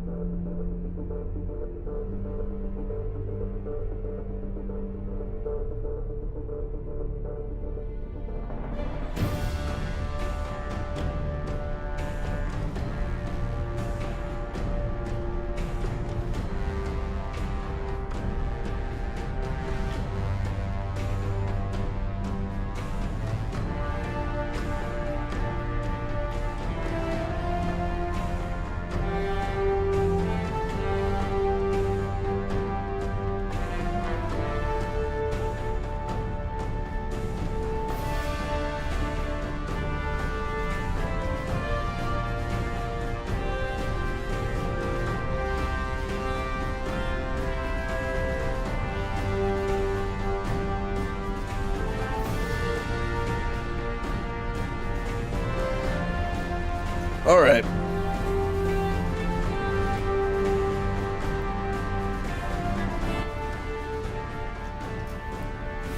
We in this Mass Effect 2. Let me see if I can how I can port over my character.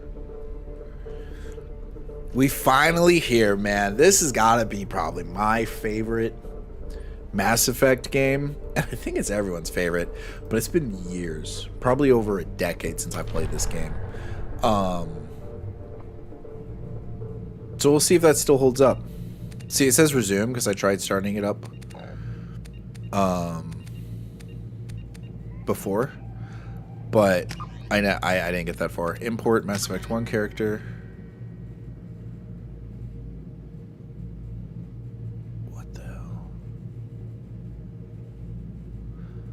I don't know which one's which. Did I seriously beat the game at the same level? What the heck? I played the first game and beat it this. I'm consistent, I'll tell you that much. I'm pretty sure I'm this one. Combat Insanity. I'll do hardcore. Was I already playing on Insanity? Auto level up?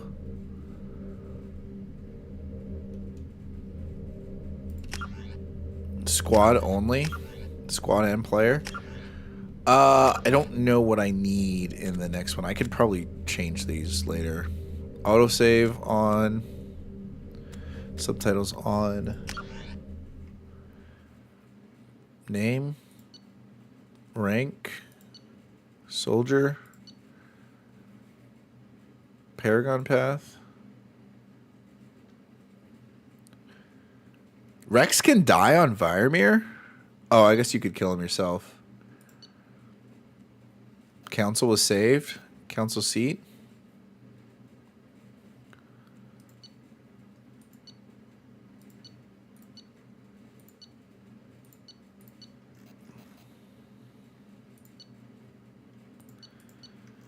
Okay. That all seems right. Those are like my major decisions.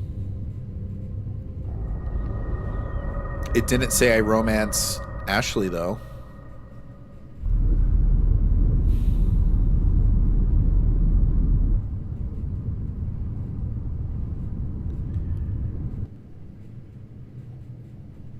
Oh, snap. Shepard did everything right. There she is. More than we could have hoped for. Commander Shepard uncovered the truth. And still, it's not enough. We're at war. No one wants to admit it, but humanity is under attack. But they're sending him to fight Geth. Geth. We both know they're not the real threat. That's the right. Reapers are still out there.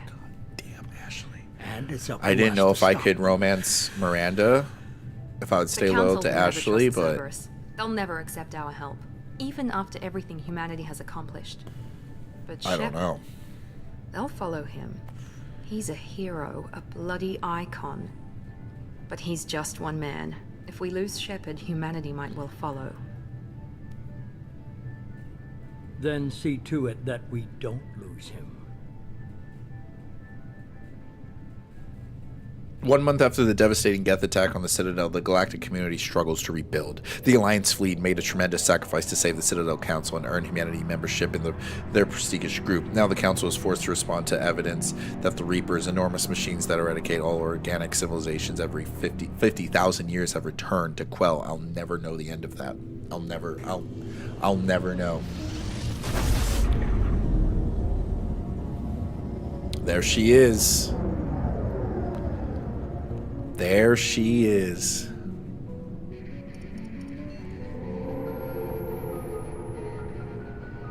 Disengaging FTL drives. Emission sinks active. Board is green. We are running silent. We're wasting our time. 4 days searching up and down this sector. Damn, and dude, we got haven't found any pre-rendered sign of cutscenes. Geth activity. 3 ships went missing here in the past month. Something happened to them. My money's on slavers. The Terminus system is crawling with them. Picking up something on the long-range scanner. 3 Unidentified ships in vessel. 1 month. That's pretty bad. Looks like a cruiser. Doesn't match any known signatures. Cruiser is changing course. Now on intercept trajectory. Can't be. Stealth systems are engaged. There's no way a Geth ship could possibly... It's not the Geth. Brace for evasive maneuvers!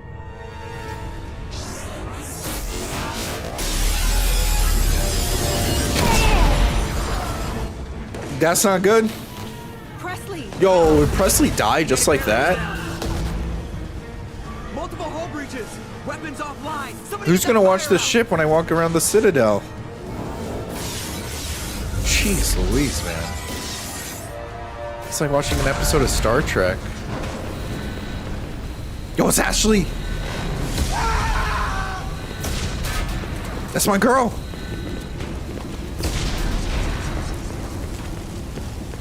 Shepard! Distress beacon is ready for launch. Will the Alliance get here in I like how time? we're wearing the old armor.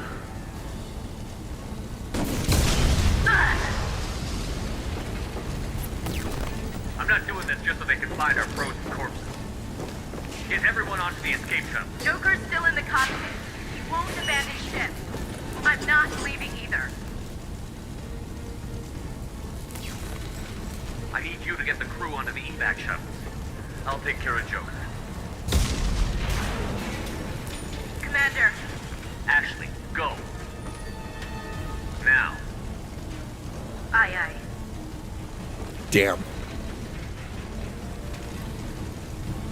You know, because Mass Effect 2 was my first game as a kid, as a teenager, I did not understand like the significance of telling Ashley to go away.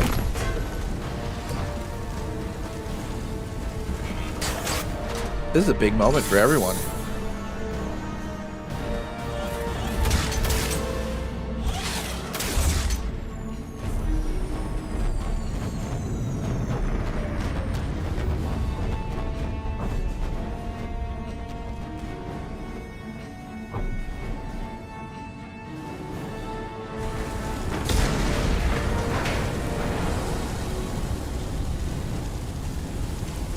Okay, go to the cockpit. Mayday! Mayday! Mayday! This is SSV Normandy! Oh, snap. We've suffered heavy damage from an unknown enemy.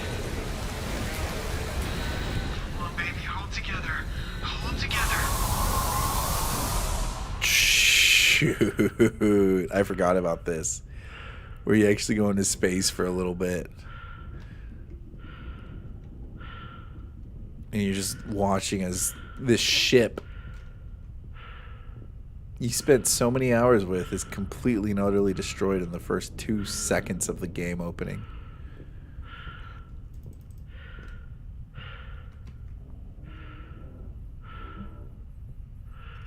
Come on, Joker. We have to get out of here. No, I won't abandon the Normandy. I can still save her. The Normandy's lost. Going down with the ship won't change that. Yeah, okay. Help me up. They're coming around for another attack.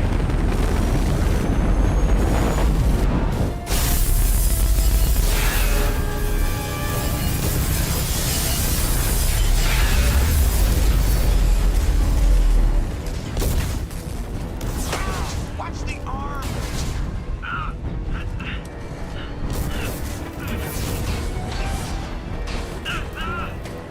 Throw him in there.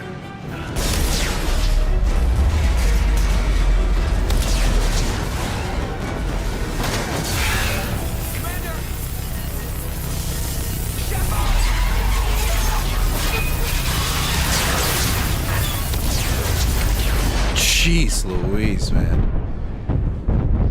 Oh, you can see the oxygen tank freaking busted.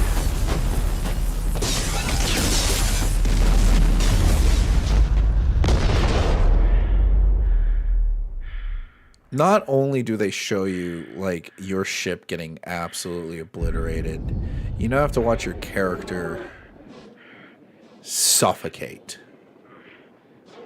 and die.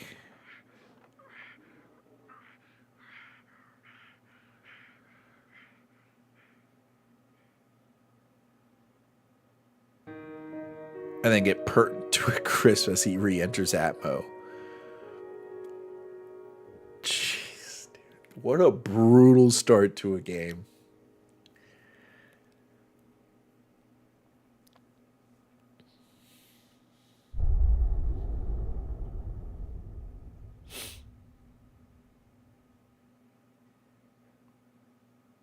Mass Effect Tech Genesis is an interactive comic. Would you like to review the story so far? Sure. Interactive backstory comic. Oh my gosh, they made Liara look so freaking fine. Just another routine mission. Ah, yeah. Why do they always say that before a mission? Of course it's routine. You haven't done anything yet. It's everything that happens along the way. Wow. The choices you make, the paths you choose, that turn the Oh, is routine that him floating in space, dying? anything but. Of course, that's how it started. A routine mission, answering a distress call. And look where that got me. We were testing out the Normandy, Captain Anderson's new ship, when the distress call came in. An Alliance patrol on Eden Prime had been attacked. They'd seen something they couldn't explain. And whatever it was massive. The Reapers. I hit the ground with my lieutenant, Caden Olenko. A good kid, loyal, by the book, with a talent for biotics. We came across the lone survivor of the patrol, Gunnery Chief Ashley Williams. A soldier to the core. Tough. My girl. Disciplined. Ready to take on whatever came her way. Mm-hmm. Ashley joined up with us and took us to the spot where she lost her squad. That's when we saw it. Man, she's got some DSLs on her, huh? Man. Like nothing I'd ever They seen. really did. It was massive, scorching the colony and everything around it as it blasted away. We followed the path of destruction to an artifact, a beacon left by a long-dead race called the Oh my gosh. The colony had dug it up, and whoever attacked them had tried to take Oh, it. never mind. I thought we were jumping ahead. Chief Williams made the mistake of getting too close. It hit her with some type of energy. I grabbed her and threw her out of the way. That's when it hit me. Hard. Every muscle in my body went rigid. I couldn't move. Could barely breathe. everything went black. Oh, wow. And I saw something. This is going to be longer vision, than dream, I anticipated, huh? nightmare. By It's the okay, time we're I here woke for up, the we were ride. Halfway to the Citadel on our way to meet the Council. I was expected to explain what I'd seen. Anderson came along. So did Adina, our political representative on the Citadel. With those two heavyweights, it seemed reasonable we could persuade the Council that the ship we'd seen was a potential threat. As was the individual behind the attacks. Mm-hmm. The main suspect for the Eden Prime massacre was a Turian Spectre named Saren. He'd been seen by one of the survivors from the colony at Eden Dude just Prime, looks evil. and there was some evidence to suggest that the ship was connected to Saren. But even Adina's pointed accusations weren't enough to convince the Council. They just couldn't believe one of their chosen elite Spectres could be guilty of something like that. Well, we also didn't have any They needed evidence. proof, which meant I needed proof. Fortunately, Body cam. I wasn't alone in my search. Garrus, another Turian, wanted to help. A top agent for Citadel Security. Despite orders from his superiors that he shouldn't get involved, he told me he was suspicious of Saren, and he had some useful leads. More importantly, he was willing to share them. That led me to Rex, the biggest, nastiest looking Krogan bounty hunter I'd ever seen. He turned out to be more than just a brute. It was his intel that led to a fugitive with incriminating evidence on Saren. The fugitive turned out to be an energetic little Quarian named Tali. A tech expert with a knack for hacking, she'd procured some information on Saren. Uh-huh. Evidence that proved Saren was dirty. Tali's evidence proved that Saren was responsible for the massacre on Eden Prime, and that the immense warship we'd spotted was in fact Saren's flagship. Damn. But it Whoever went much did the art for this comic Saren book, was trying to find they a way to did bring back they a did great race with of the sentient architecture. Machines from dark space. Machines allegedly responsible for cleansing the galaxy of all organic life. These Reapers were blamed for wiping out all life 50,000 years ago, including the Protheans, then disappearing back through the mass relays to dark space, leaving no trace they'd ever been. That explained why Saren was after the beacon, and it made some sense out of my visions. But not much else. We couldn't convince the Council that the Reapers were a threat, but they agreed Saren had to be stopped. They stripped him of his Spectre status and gave me the honor of becoming the first human Spectre. Okay. My first task? Bring down Saren. Anderson decided to stay behind, giving up his ship, the Normandy. He told me I would need it more than he would. He also pointed Nice me guy. in the direction. Liara, a Prothean expert, adept in biotics. There maybe she most is. importantly, daughter of Benezia, Saren's top lieutenant.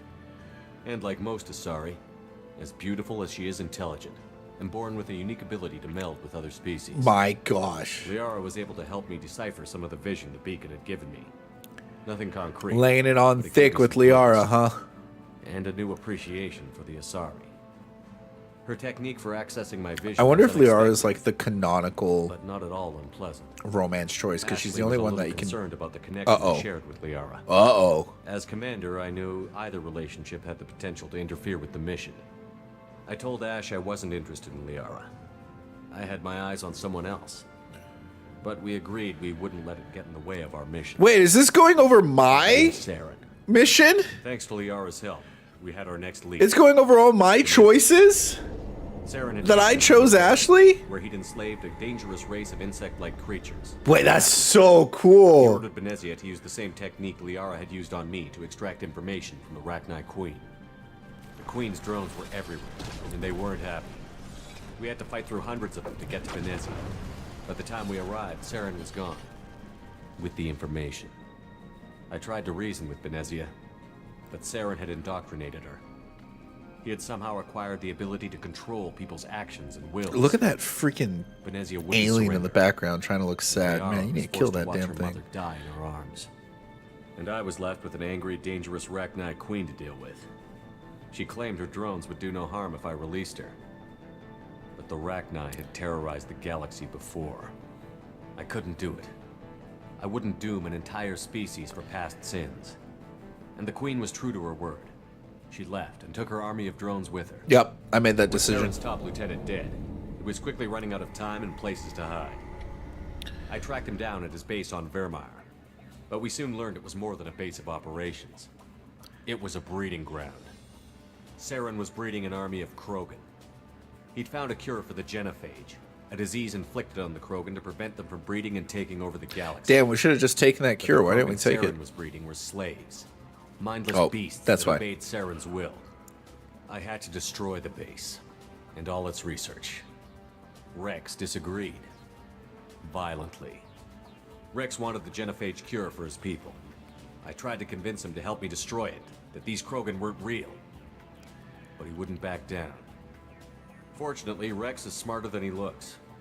He realized this wasn't the way to help his people, and that Saren was the real one. Freaking Caden When we looks like finally got Racer control of the X from base, Speed Racer. I realized just how close Saren was to completing his plan. I love the way they He was already in drew them with their communication with the visors. Raiders. They made the helmets look actually really cool. Saren's flagship we'd all assumed was just a ship. Was a Reaper. It spoke to me.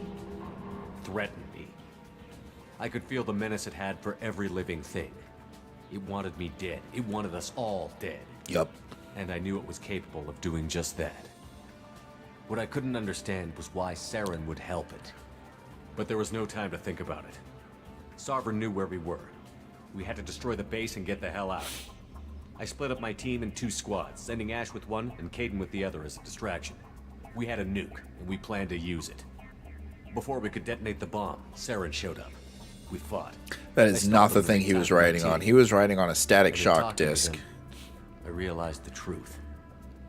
It wasn't Saren who was indoctrinating everyone. It was the Reaper. It was Sovereign. The Reaper.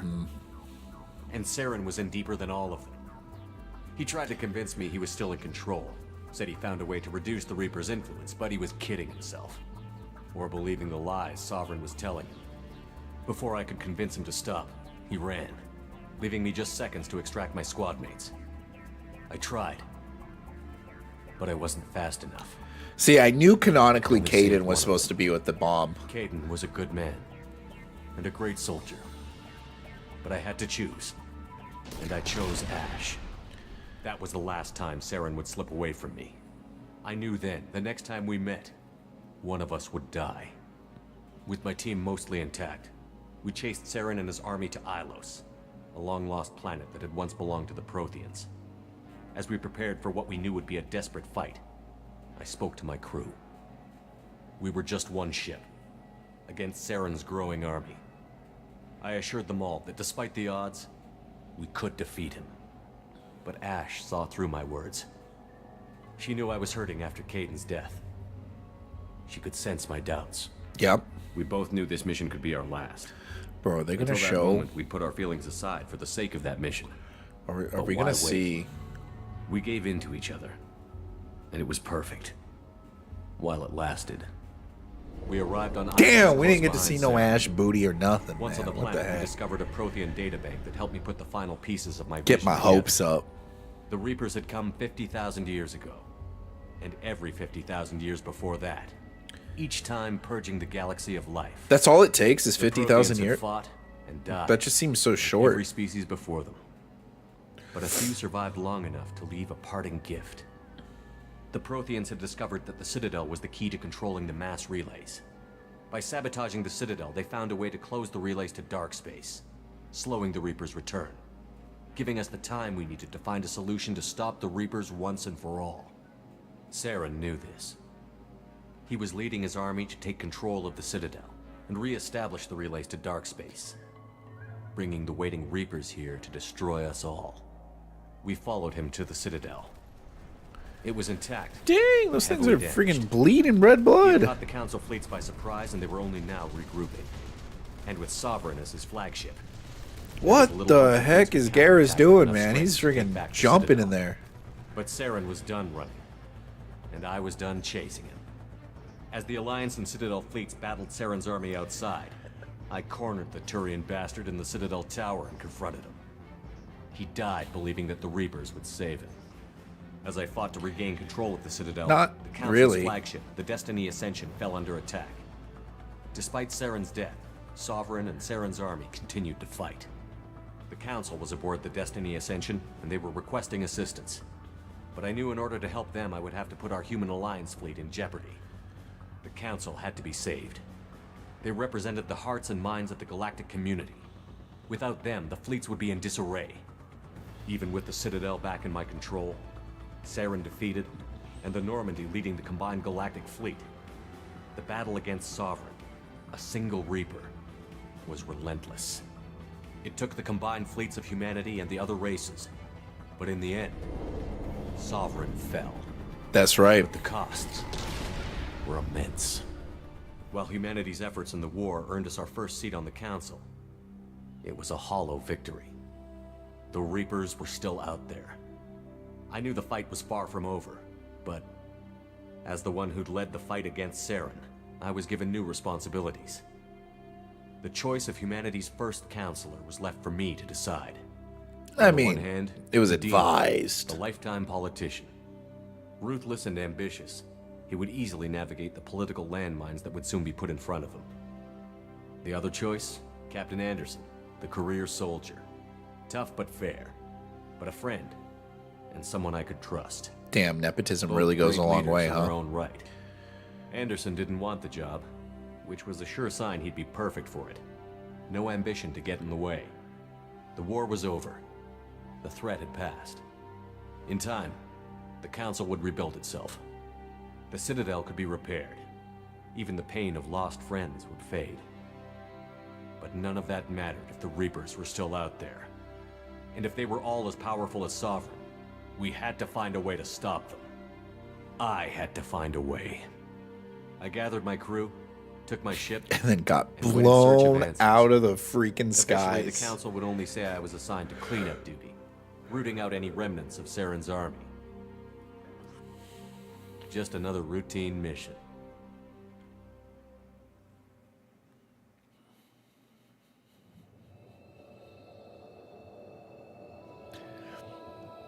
It looks like it's supposed to be a planet. But those are my insides. Commander Shepard has been recovered. Oh, I got burnt to a crisp falling into the freaking... Oh my gosh. Shattered bones?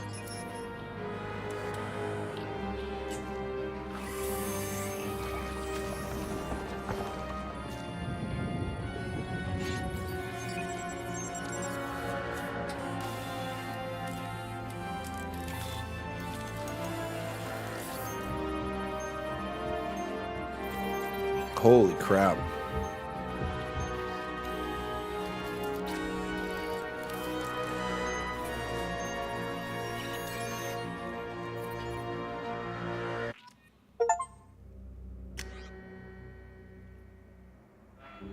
Look at that.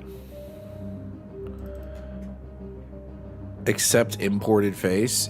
Yeah, I think that's my... Yep. I'm pretty okay with the imported face.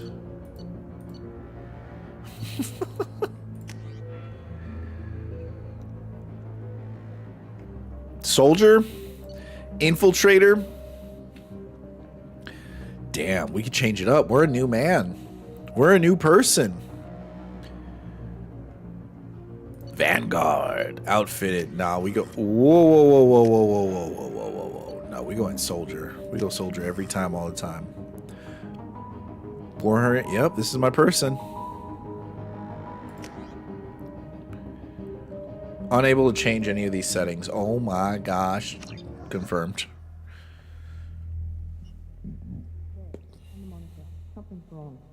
He's reacting to outside stimuli, showing an awareness of his surroundings. My God, Miranda, I think he's waking up.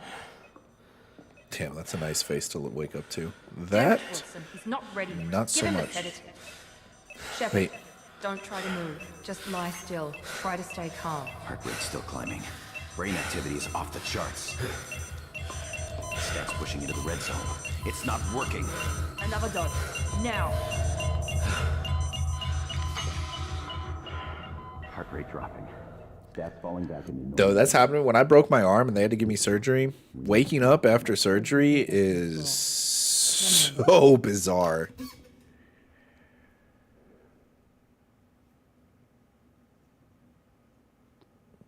It is very much exactly like what we just experienced right then and there. Wake up, Commander.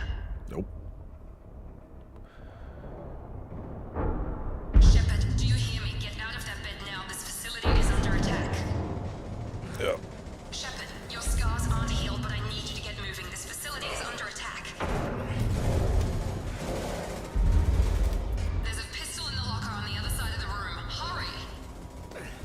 Okay.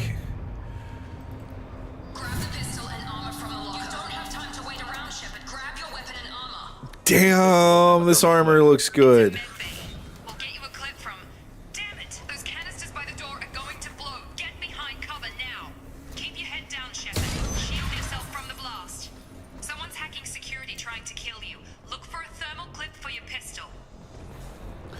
A thermal clip. Oh, that's right. That's when they started adding ammo to the game, huh? Looks like they set up a barricade to try holding the mechs. Look out! Oh my gosh. This game is such an improvement from the last one. Holy, it's like night and day right off the bat. Shepard, security mechs are closing in on your position. So this backseating. Headhunter.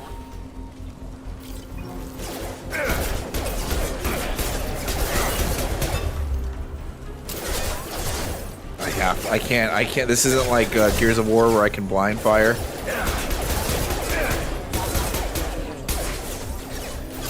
Pistol feels good. Except for whenever I miss. Nice work, Shepard. Coast is clear. Sensitivity might be a little bit too high. Sprinting seems unlimited. Oh, until it's not. Don't waste time. I can't keep the mechs distracted. More reinforcements heading your way. Grab the grenade launcher. Here come the mechs. Use the grenade launcher to take them out. Hold left shift. Okay. Where's my... Oh, it was hidden. Big gun, gonna get you. Take the elevator down one floor.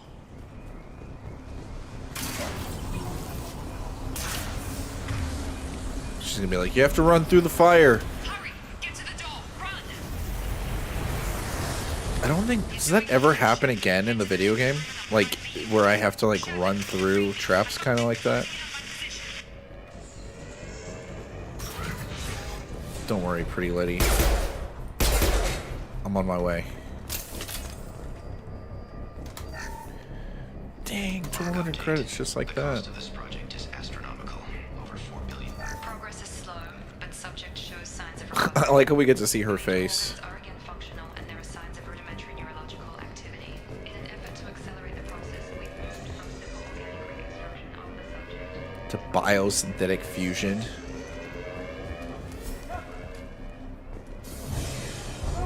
Watch out, watch out, watch out! I can't figure Miranda out. As project director, she should be ecstatic at all the progress we've made. She's still the same old Ice Queen. Oh, that makes me love her even more. I love my Ice Queens. Dude, she sounds like my type.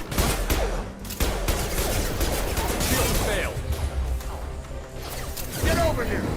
Get over here! What are you doing here? I thought you were still a work in progress. I just woke up. You probably know more than I do. Right, sorry about that. I'm Jacob Taylor. I've been stationed here for... Hostiles detected. Blast him. Blast him. Things must be worse than I thought if Miranda's got you running around. I'll fill you in, but we better get you to the shuttle first. It's your station, Jacob. I'll follow you. First step, let's finish off these metal bastards. We're low on thermal clips, but I'm a biotic. Just give the order when you want me to hit them with the good stuff. Literally just replacement Caden.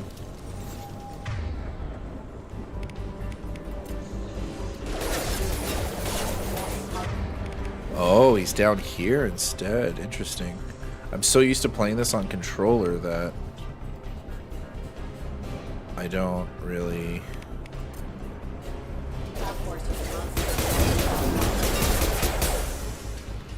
Collision proximity warning. Hostile forces have engaged. They're falling back. Ready to get the hell off this station? Before we go anywhere, I need some answers. Sure. What do you want to know?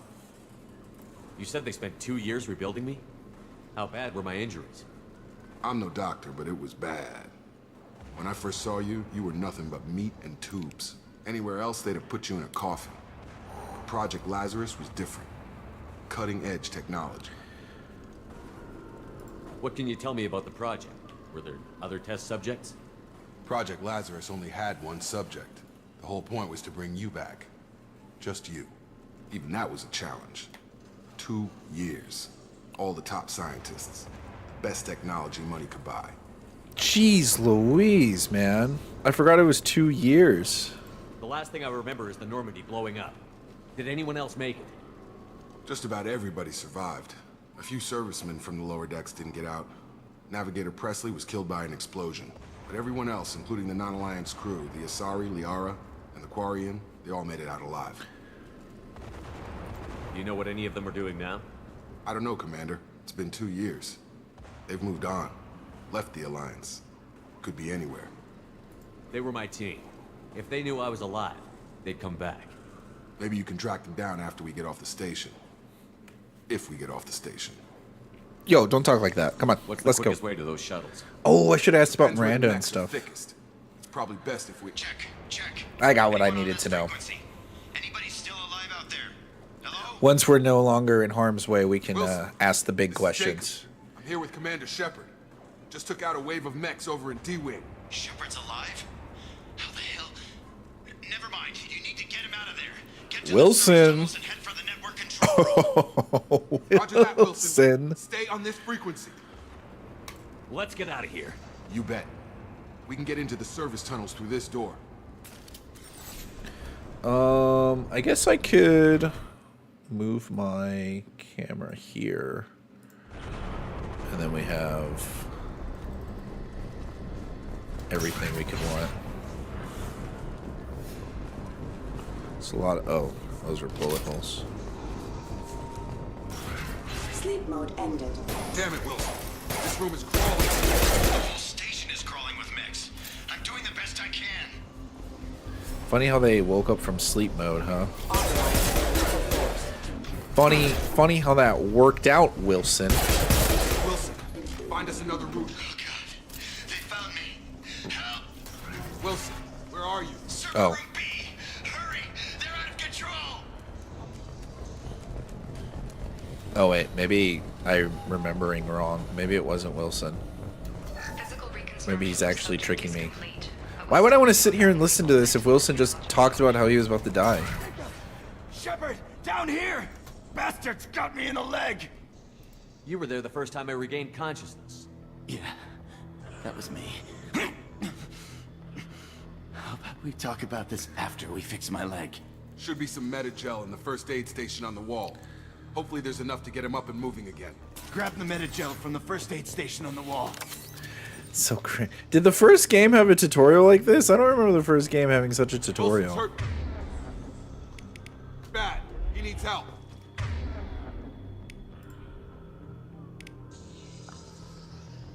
Unity? Wait, Unity is now my first aid button? There's no Metagel button, it's just Unity? Okay. Thanks, Shepard.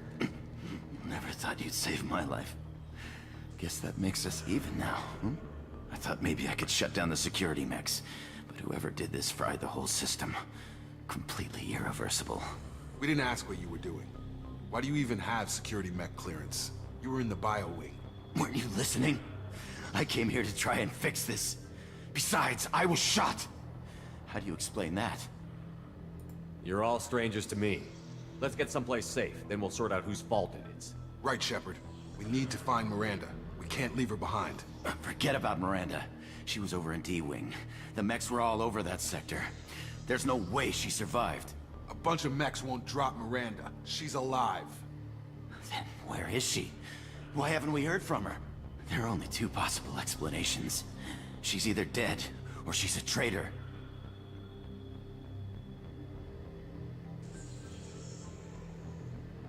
Then why did you wake me up and warn me about the attack? Okay, maybe she's not a traitor. I forgot about that part. That doesn't change the facts. I forgot about that part. Here, she's not. We need to save ourselves. I'm too busy looking at how clean the game looks now. load the canisters to clear a path for the shuttle. Does the... Okay, so that means they're on cooldown.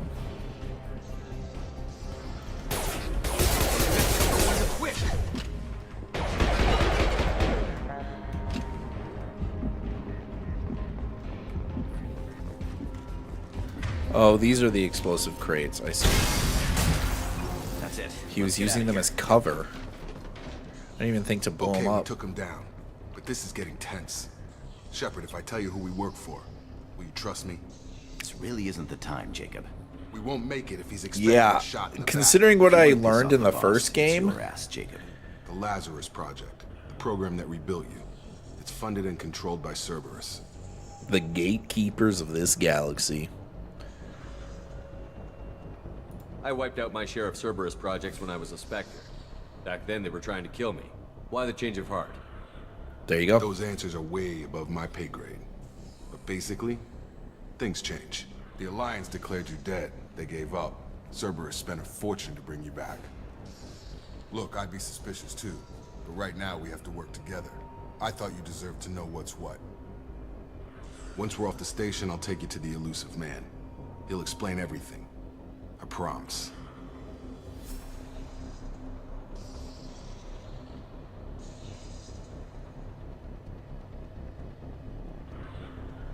You must have some reason for bringing me back. Tell me what's going on. All gotta come from the boss, Shepard. As soon as Of we're course. safe. We're almost Of course. Renegade +2 from that? Renegade +2 from that simple freaking question? Is it gonna be super black and white?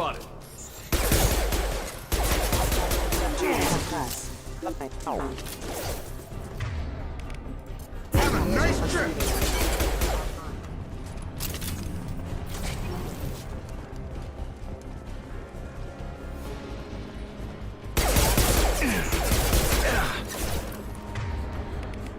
Time to go boom.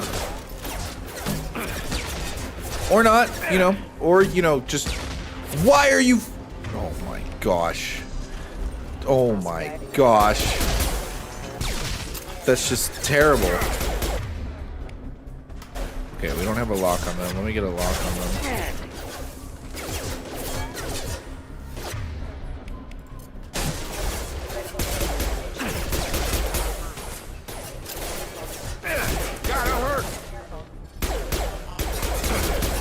It's like bullets are taking time to travel throughout the air.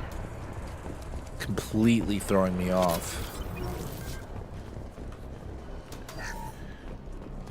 Test subject has been recovered, but the damage is far worse than we initially feared. In addition to the expected burns and internal injuries from the explosion, subject has suffered significant cellular breakdown due to long-term exposure. Holy crap. The whip, the ability to turn around on like a dime is too intense.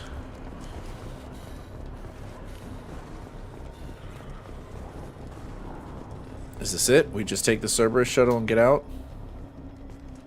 Come on, through here. We're almost at the... Miranda, but you were... No questions. Straight to the face. What the hell are you doing? My job. Wilson betrayed us all. That your idea of due process? Even if you're sure, did he deserve that welcome? He sabotaged the security systems, killed my staff, and he would have killed us. You sure about that, Miranda? We've known Wilson for years. What if you're wrong? I'm never wrong. I thought you'd have learnt that by now, Jacob. Dude, based. Base. You should have taken him alive. See what he knew. Too risky. I've put too much time and effort bringing you back to life to let you get killed now. You really think Wilson's capable of that? Not anymore. If you say so. What's our next step? We get on the shuttle and go. My boss wants to speak to you. You mean the Elusive Man? I know you work for Cerberus. Ah, Jacob. I should I have known mean, your if the conscience would get the better of symbols you. on Lying your to the commander outfits isn't the way to weren't get him to join our cause. Well, since we're getting everything Telling out in the open, enough. is there anything else you want to ask before we go, Commander?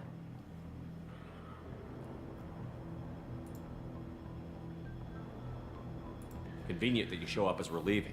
Where were you during the attack? Besides trying to save your life? Wilson figured out I was helping you and he sent an army of mechs to take me out. I got here as soon as I could. Probably a little too soon if you ask Wilson. What about the rest of the people on the station? This is the evac area. If they're not here now, they're not coming. We can't leave without knowing for sure. We need to go back and look. Don't you get it? The only one worth saving is you. Everyone else is expendable. She's right. We all know the risks when we signed up. Dude. Without you, there's no point to any of this. Man, and you guys thought freaking Ashley was bad? Yo, this girl is just as bad. I don't know who's worse, Yennefer or Miranda. You know why people love Miranda? Because they don't feel like a racist for loving her. Where are we going? Another Cerberus facility.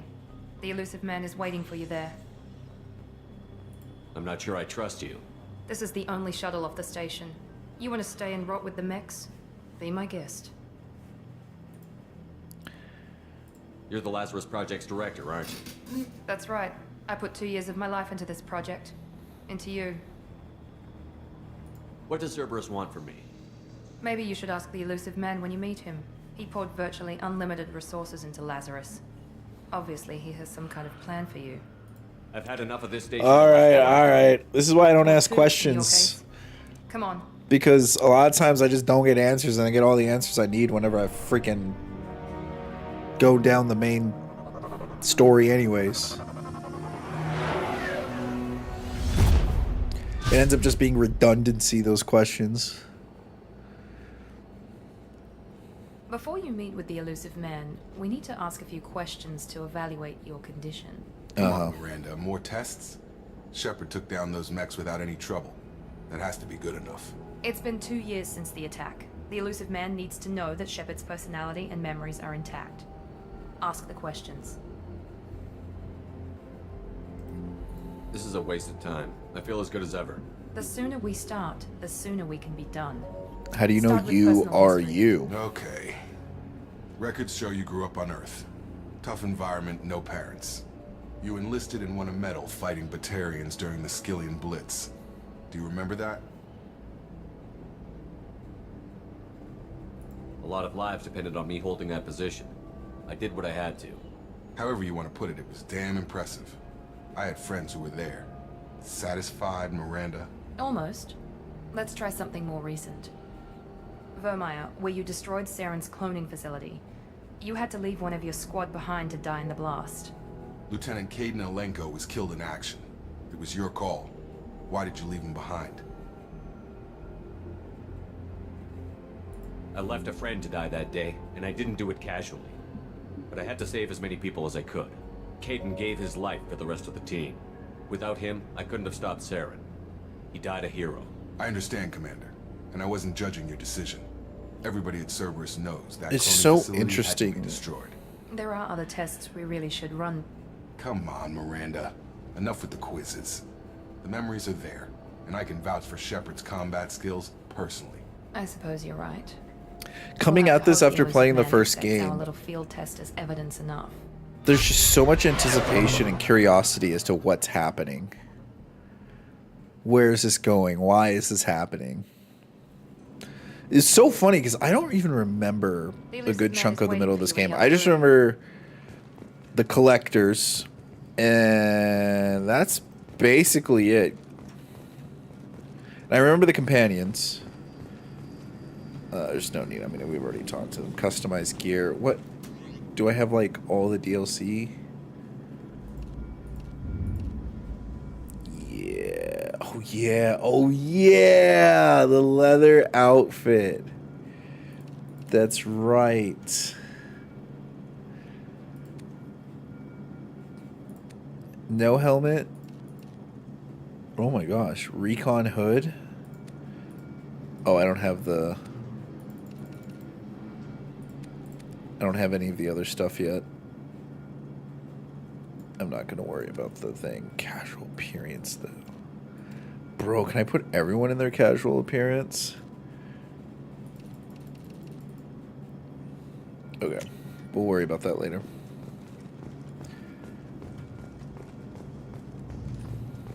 Cerberus isn't military run, so I could walk around like Star-Lord in a leather jacket.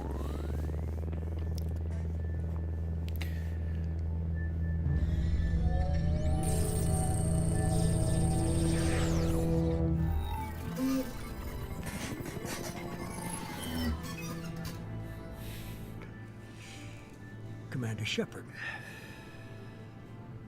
Elusive man. I thought we'd be meeting face to face. Unnecessary precaution. Not unusual for people who know what you and I know. The Reapers. And what exactly is it that you and I know? That our place in the universe is more fragile than we'd like to think. That one man, one very specific man, might be all that stands between humanity and the greatest threat of our brief existence. The Reapers. Good to see your memory's still intact. How are you feeling?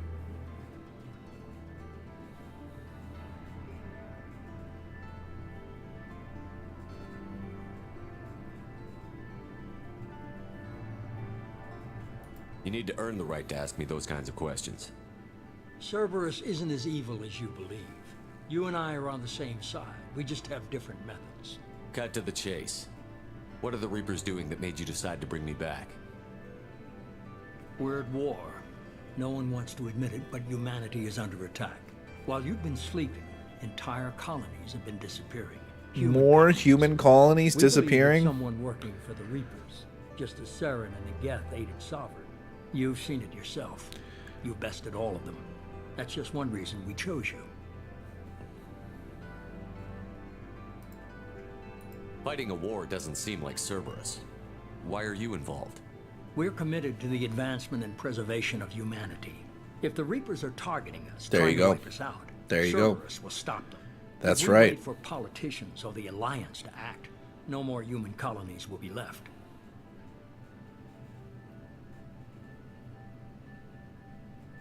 If what you say is true, if the Reapers are behind this, I'd consider helping you. I'd be disappointed if you accepted any of this without seeing for yourself. I have a shuttle ready to take you to Freedom's Progress, the latest colony to be abducted. Miranda and Jacob will brief you. Is this a volunteer job, or am I being volunteered? You always have a choice, Shepard. If you don't find the evidence we're both looking for, we can part ways. But first, go to Freedom's Progress. Find any clues you can. Who's abducting the colonies? Do they have any connection to the Reapers? I brought you back. It's up to you to do the rest.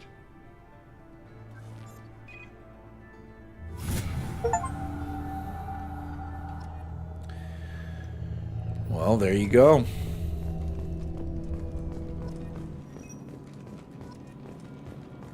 It's our choice. I'll just say no. Go back to the Alliance. Go back to the military. Let them know. The Elusive Man is very impressed with you. I'm eager to see if you can live up to his expectations on this mission. I never got a chance to say how much I appreciated what the Lazarus Project did for me. I just hope it was worth it. A lot of people lost their lives on that station.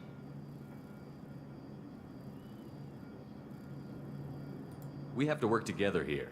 Your attitude isn't helping anything. I have the utmost respect for your abilities, Shepard. It's your motivations that concern me. Dang, are I we believe gonna in be what Cerberus frenemies? stands for. We're gonna be Only time will enemies tell to if you lovers? prove to be an asset or a liability to our cause. Tell me a little about yourself.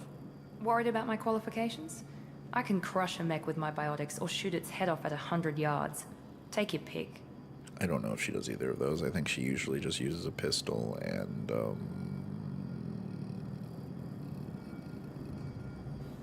I was trying to get to know Well, you as a human being. she I'm never not picks looking up for the a friend, mechs. Shepard. Stay focused on the mission. I can't even get friend zoned by her. Did you and Jacob serve together in the Alliance? No, the Elusive Man recognized my potential and recruited me at a young age. How old were you? Old enough to know this is what I wanted. It's obvious you're not interested in talking. We've got an assignment. We can talk about Isn't it she or we like a can do test tube baby? I'm glad the elusive man convinced you to join us, Commander. I just want to find out what happened to those missing people. I still don't trust Cerberus. Noted. Do you trust me, Commander? You're a good man, Jacob. But you might be working for the wrong people. Maybe. But I thought the same when I was with the Alliance. That's why I'm here now. Damn. You said you served in the Alliance? What happened there? 5 years in total.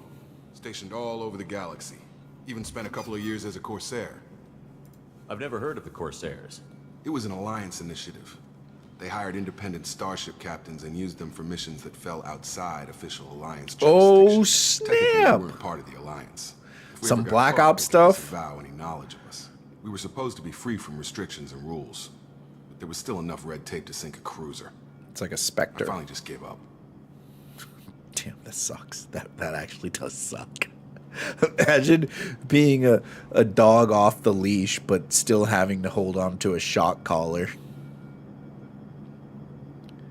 Why did you join Cerberus?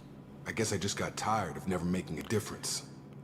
So much of what we did in the Alliance seemed pointless. I thought things would change after the attack on the Citadel. Humanity was finally invited to join the Council, but nothing changed. Politics, bureaucracy, same bullshit, different leaders. Cerberus is different. When colonies go missing, we don't commission a team to write a report to figure out what the hell to do about it. We just go and find out. That's all for now. Yes, sir. Sold. Sold. Man, I'm kind of scared at how well I might fit in with Cerberus. I'm not going to lie. I'm kind of freaking sold. Oh, wow. These do not take a lot of points at all.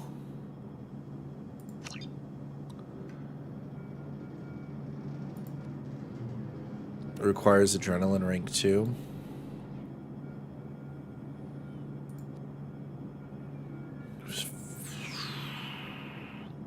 So if I put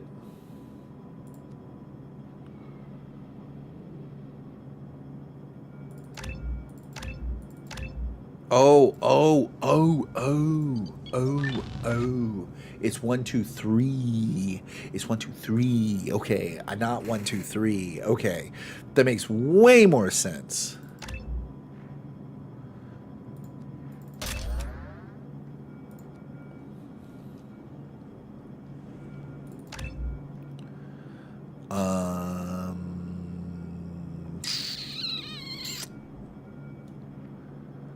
Weapon damage.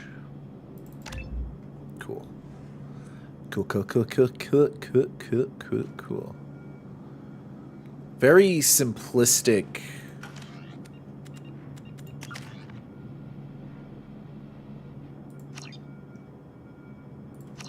Oh, I guess my squad's auto leveling, huh? Very simplistic way of doing the game.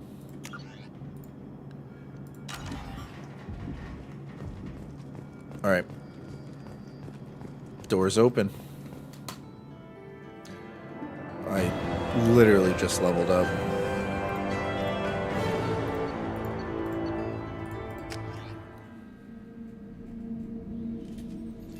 We should be there shortly, Shepard.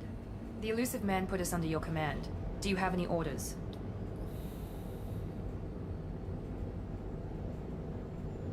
Our first priority is to look for survivors. That's unlikely, Commander. No one was left at the other colonies. They were completely deserted. Be nice to find somebody. Anything's better than another ghost town.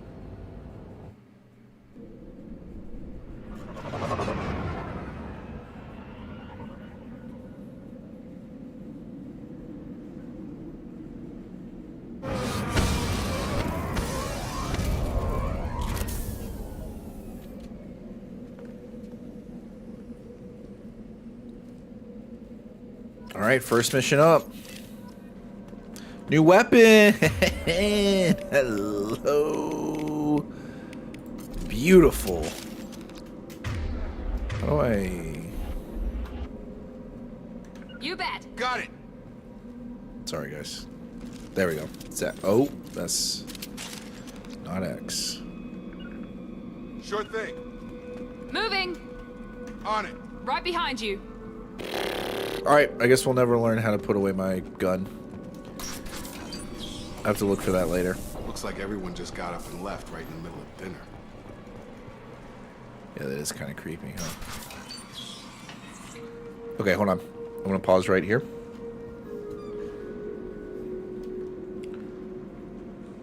I don't even know. Oh, my pause button's not working on the recording. I guess we'll just push through. Screw it. I'll have to double check that. No bodies, no structural damage, and no signs of battle.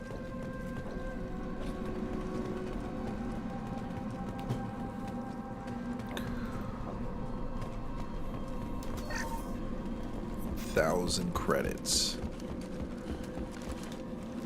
I was hoping that would open a door somewhere. These 3, 1. Sounds like fence checks. Strange. Security. Jeez Louise, that hurt. Here we go. Designed for special qualifications.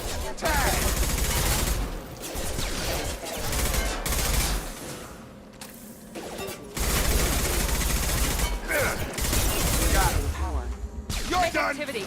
I think that's because I'm playing the game on hardcore mode. Holy moly. Shoot them before they take out your shield.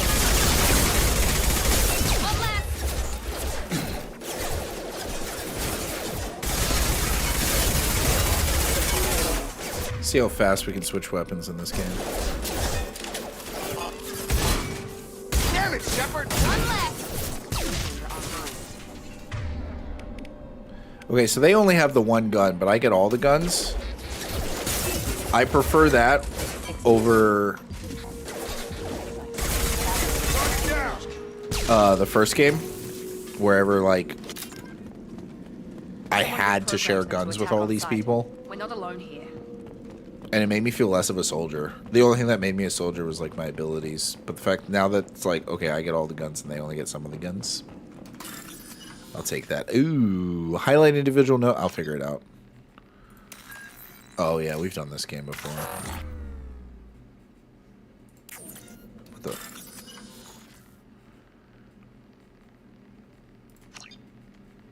What the? Oh.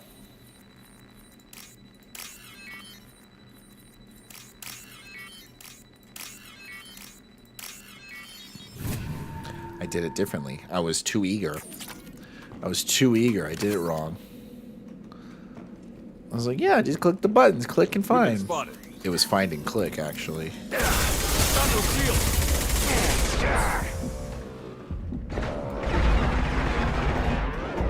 Hardcore is hardcore. Jeez Louise.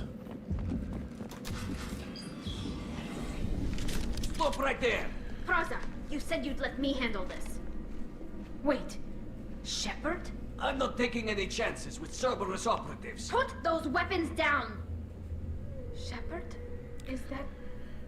you're alive? Cerberus rebuilt me, Tali. In return, they asked me to investigate these attacks on human colonies. You'll pardon us for not taking you at your word, Cerberus. We're well within our rights to investigate attacks on a human colony. I'd like to know what the Quarians are doing here.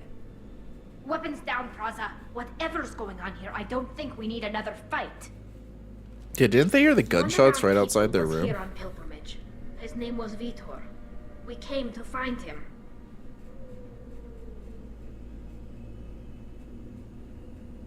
Isn't that a little strange? A Quarian visiting a remote human colony? Quarians can choose where they go on pilgrimage. Vitor liked the idea of helping a small settlement. He was always nervous in crowds.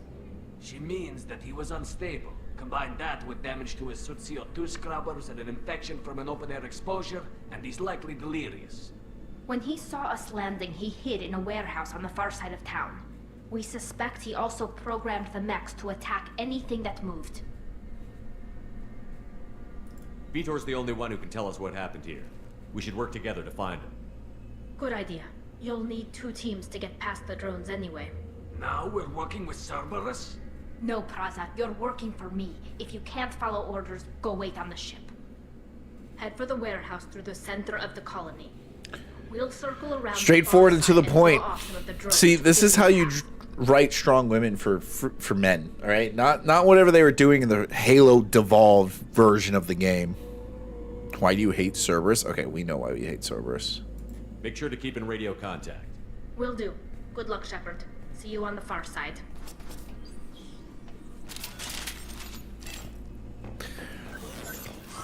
Cerberus was acting as basically a terrorist organization. There's a squad of security drones up ahead. Thanks for the warning. We'll take care of them. Those guys are annoying. Make activity.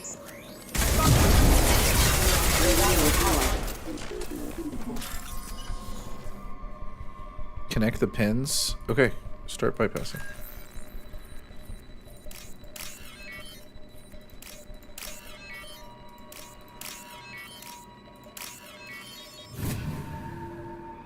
I can't just use Metagel to bypass these parts anymore.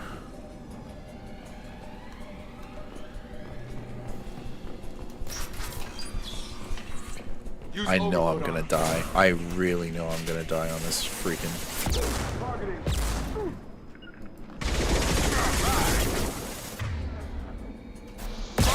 Easy enough.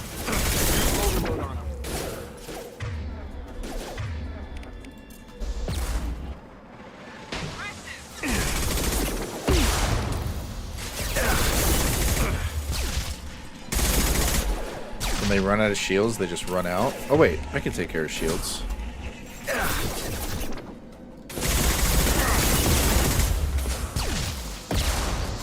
And she's dead. I'll put him down.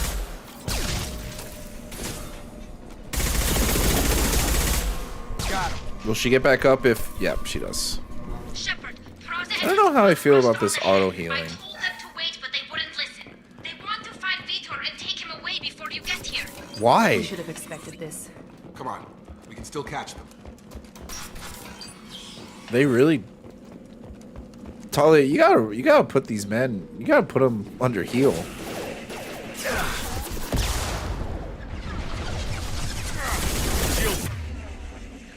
Jeez Louise.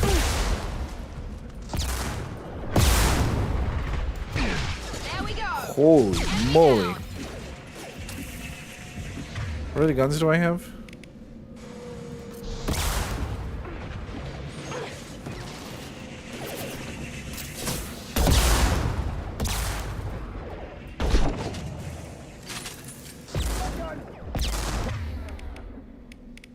Knock it down. Drop them. Drop them. Jeez. Inside the loading docks. Vitor reprogrammed the heavy mech. It's tearing Praza's squad apart. What is this guy's problem? Oh wait, this is Vitor. Cover and I'll open the loading bay doors. We'll take cover by the doors. Shepard, you take point. Understood.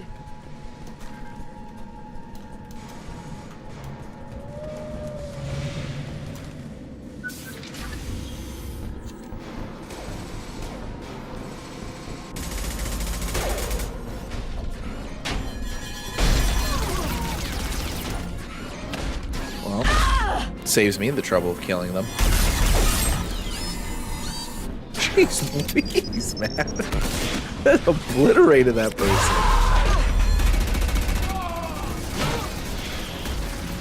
It's kind of pointless setting up by the door, wasn't it? Overplayed it.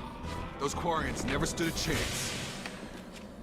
This is gonna be one tough son of a bitch to take down. And yet, we're about to do it. That is...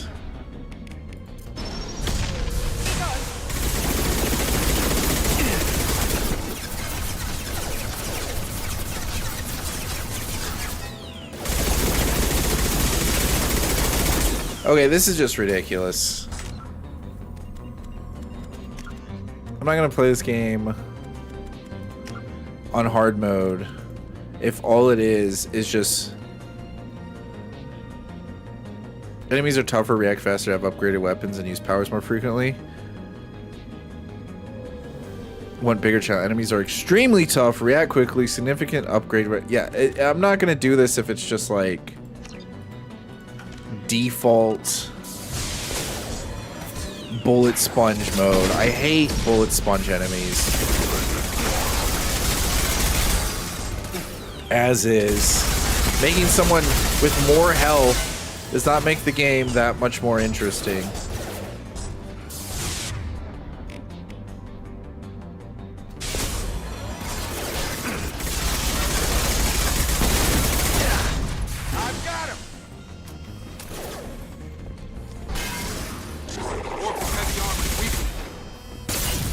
Okay, that made it like significantly easier.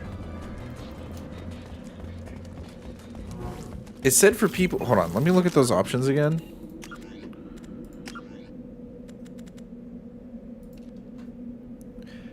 I want a bigger chance. Enemies are extremely tough.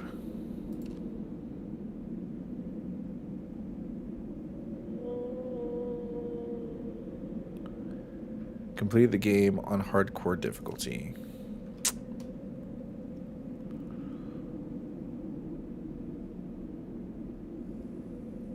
And use powers aggressively.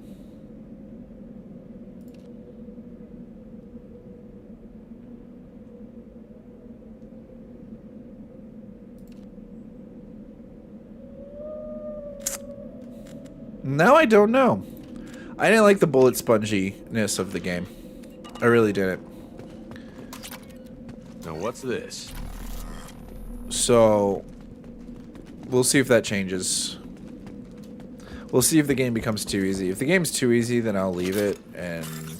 I'm sorry, then I'll change it back, but who knows? I might be bouncing back and forth a lot. I hate when a game's just like... Oh yeah, the difficulty's hard because we made them just take longer to kill. We didn't actually make them smart or anything like that.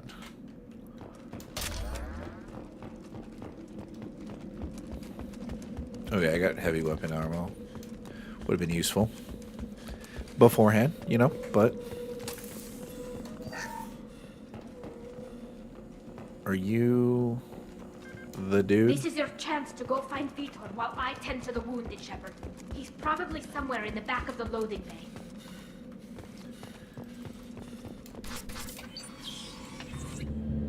Monsters coming back. Mex will protect. Safe from swarms. Have to hide. No monsters. This dude's no on the spectrum, man. This dude's... No. This dude's...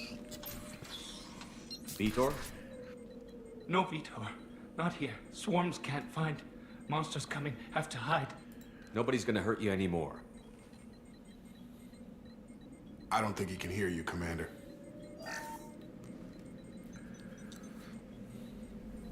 Have to hide. Have to hide. Mex will protect. Swarms. Oh snap, I forgot there's like QT quick time moments in this game. You're human. Where did you hide? How come they didn't find you? Who didn't find us? The monsters. So the collectors, they Swarms. only want humans, They huh? took everyone. Why didn't the colonists fight back, Vitor? What happened? You don't know. You didn't see. But I see everything. Looks like security footage. He must have pieced it together manually. What the hell is that? My god. I think it's a collector. Is that some kind of alien?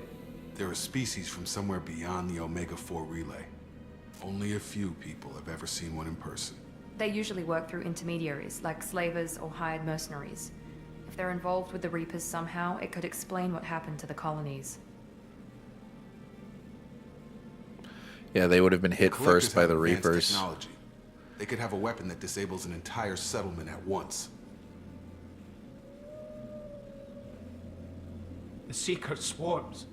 No one can hide. The Seekers find you, freeze you, then the monsters take you away.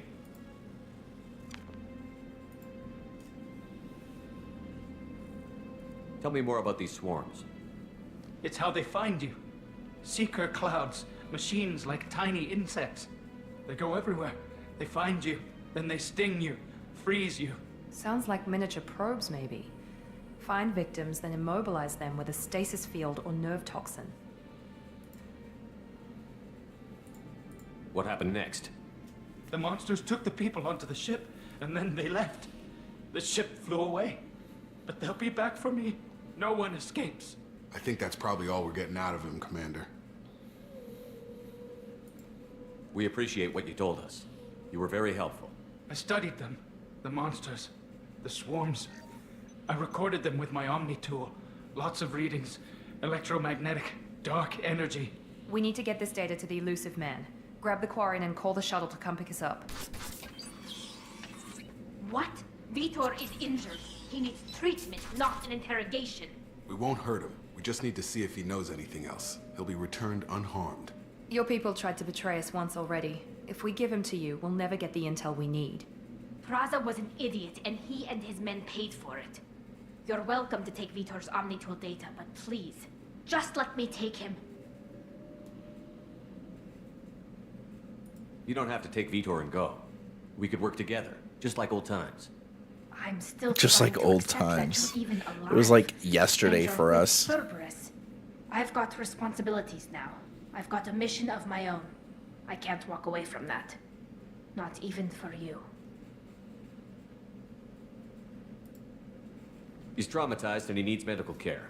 Tali will give us the Omnitool data and take him to the flotilla. Understood, Commander. Thank you, Shepard. I'm glad you're still the one giving the orders. Good luck out there. If I find anything that can Yeah, I'm glad it's me, not you, girl. You couldn't even, you gave orders and your men just disobeyed it immediately. At least Miranda may be a cold bitch, but you know what? She's my cold bitch. She's a cold bitch on a leash. Shepard, good work on Freedom's progress. The Quarians forwarded their findings from Vitor's debriefing. No new data, but it's a surprising olive branch given our history.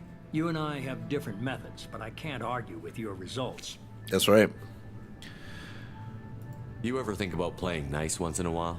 Diplomacy is great when it works, but difficult when everyone already Diplomacy perceives you as a threat. Great But more whenever you important, get what you want. You confirm the collectors are behind the abductions. Why do I get the feeling you knew about them already? I had my suspicions, but I needed proof. The collectors are enigmatic at best. They periodically travel to the Terminus systems, looking to gather seemingly unimportant items or specimens, usually in exchange for their technology.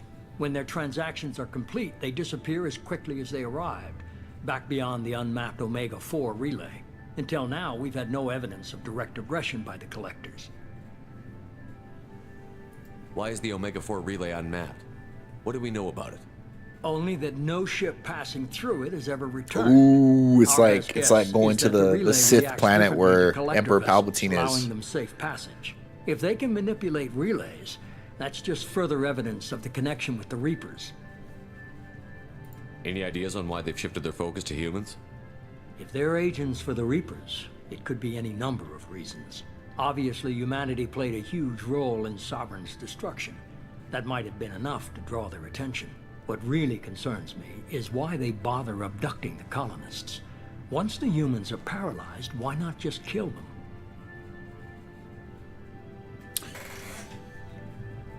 I know the Reapers reuse human DNA, but at the same time, it's like they don't need the humans to be alive to do that.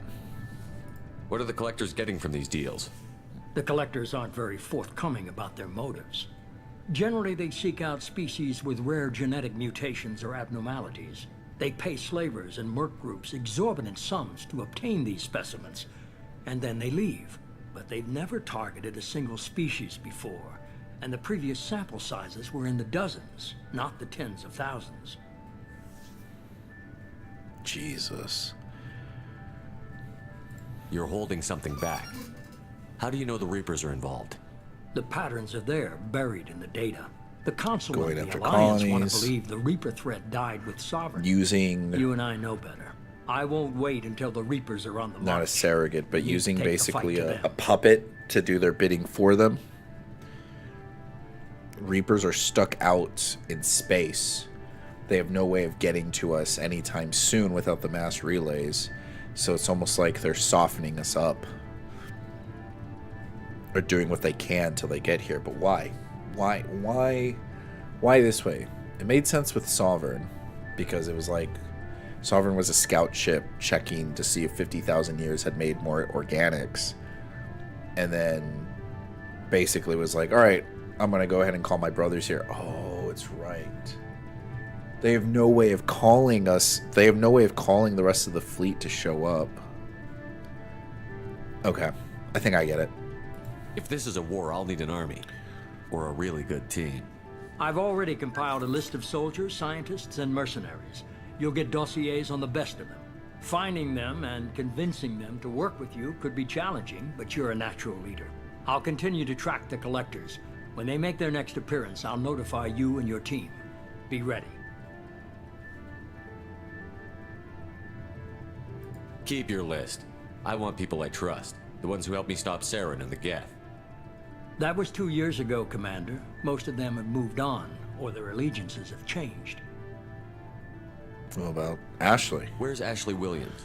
She's still with the Alliance. Promoted, I believe. Her file is surprisingly well classified. Where's Urdnot Rex? He returned to Tuchanka, and he hasn't gone off-world in over a year. He's trying to unite the Krogan clans. Good for him. I already saw Tali. What about Tali?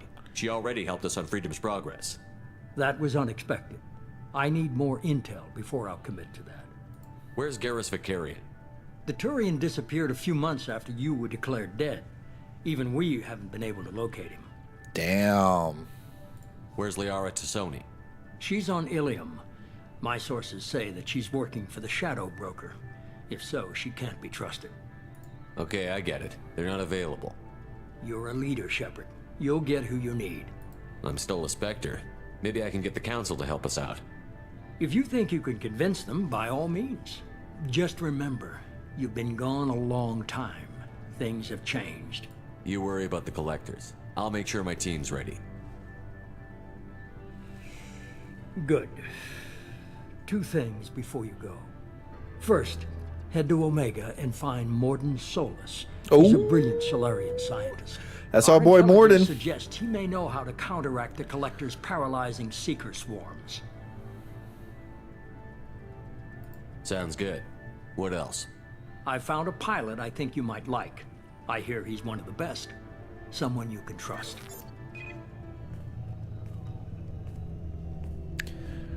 God damn. Hey, Commander. How do you Just get like so old times, huh? buff with that I can't freaking believe it's you, Joker. degenerative Look who's disease? talking. I saw you get spaced. Got lucky, with a lot of strings attached. How'd you get here? It all fell apart without you, Commander. Everything you stirred up, the Council just wanted it gone. The team was broken up, record sealed, and I was Bro, I should have surrounded. just let the Council die. The Alliance took away the one thing that mattered to me. Hell yeah, I joined Cerberus. You really trust the Elusive Man? Well, I don't trust anyone who makes more than I do. But they aren't all bad. Saved your life, let me fly, and there's this. True. They only told me last night. There she is. Rebuilt.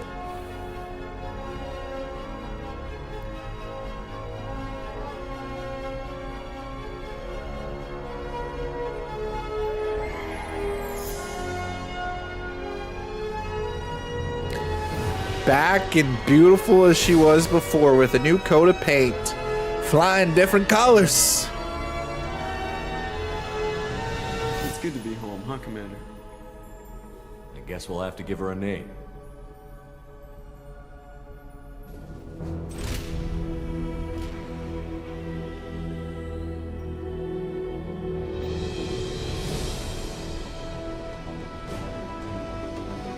Normandy SR2.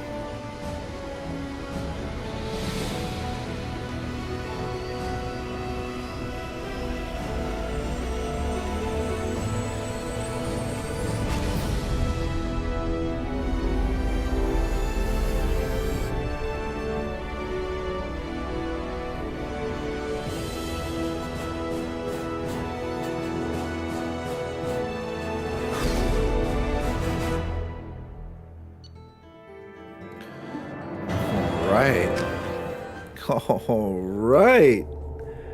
We're back on your girl. Not your girl. We're back on the we're back on the Normandy. We're happy to be back.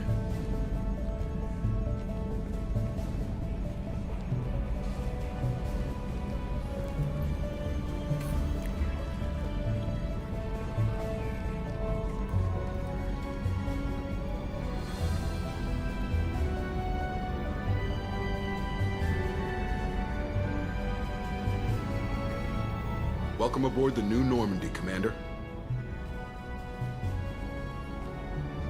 I've been looking over the dossiers. I'd strongly recommend starting by acquiring Mordin Solus, the Solarian professor on Omega.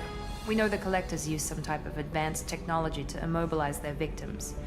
We'll need him to develop a countermeasure to protect us. Without that countermeasure, we'll be helpless if we ever run into the Collectors. Acquiring Professor Solus seems like the most logical place to start. Who are you? I am the Normandy's artificial intelligence. There she the crew is. like to refer to me as Edie. She's not a VI, she's an AI. Having an AI in charge of the Normandy system should give us an advantage. Actually, I am not in control of the ship, Commander. Due to the potential dangers of a rogue AI, Cerberus has severely restricted my capabilities. During combat, I operate the electronic warfare and cyber warfare suites. Beyond that, I cannot interface with the ship's systems. I observe and offer analysis and advice. Nothing more. I'm guessing it takes more than just the three of us plus Joker to fly this ship. The Normandy has a full crew. They're at their stations awaiting your orders. Final preparations for takeoff are complete, Commander. When you're ready to go, just pick a destination from the galaxy map and the CIC. Miranda, like... Jacob and I should return to our posts. Come find us if you have any questions. The aesthetics of this freaking game are top notch.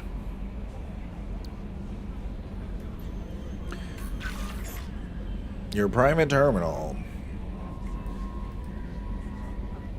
When you get messages, a new message waiting for you at your private terminal. New message. I'm glad it's just one armory box. Haven't everyone had their own armory? There is no more stairs though, so I think you have to use the elevator for every deck.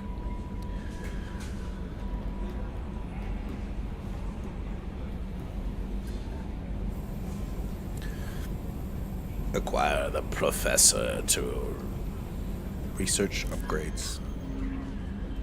All right. This is a good stopping point. We'll go ahead and stop here. Play some more next week, some more Mass Effect.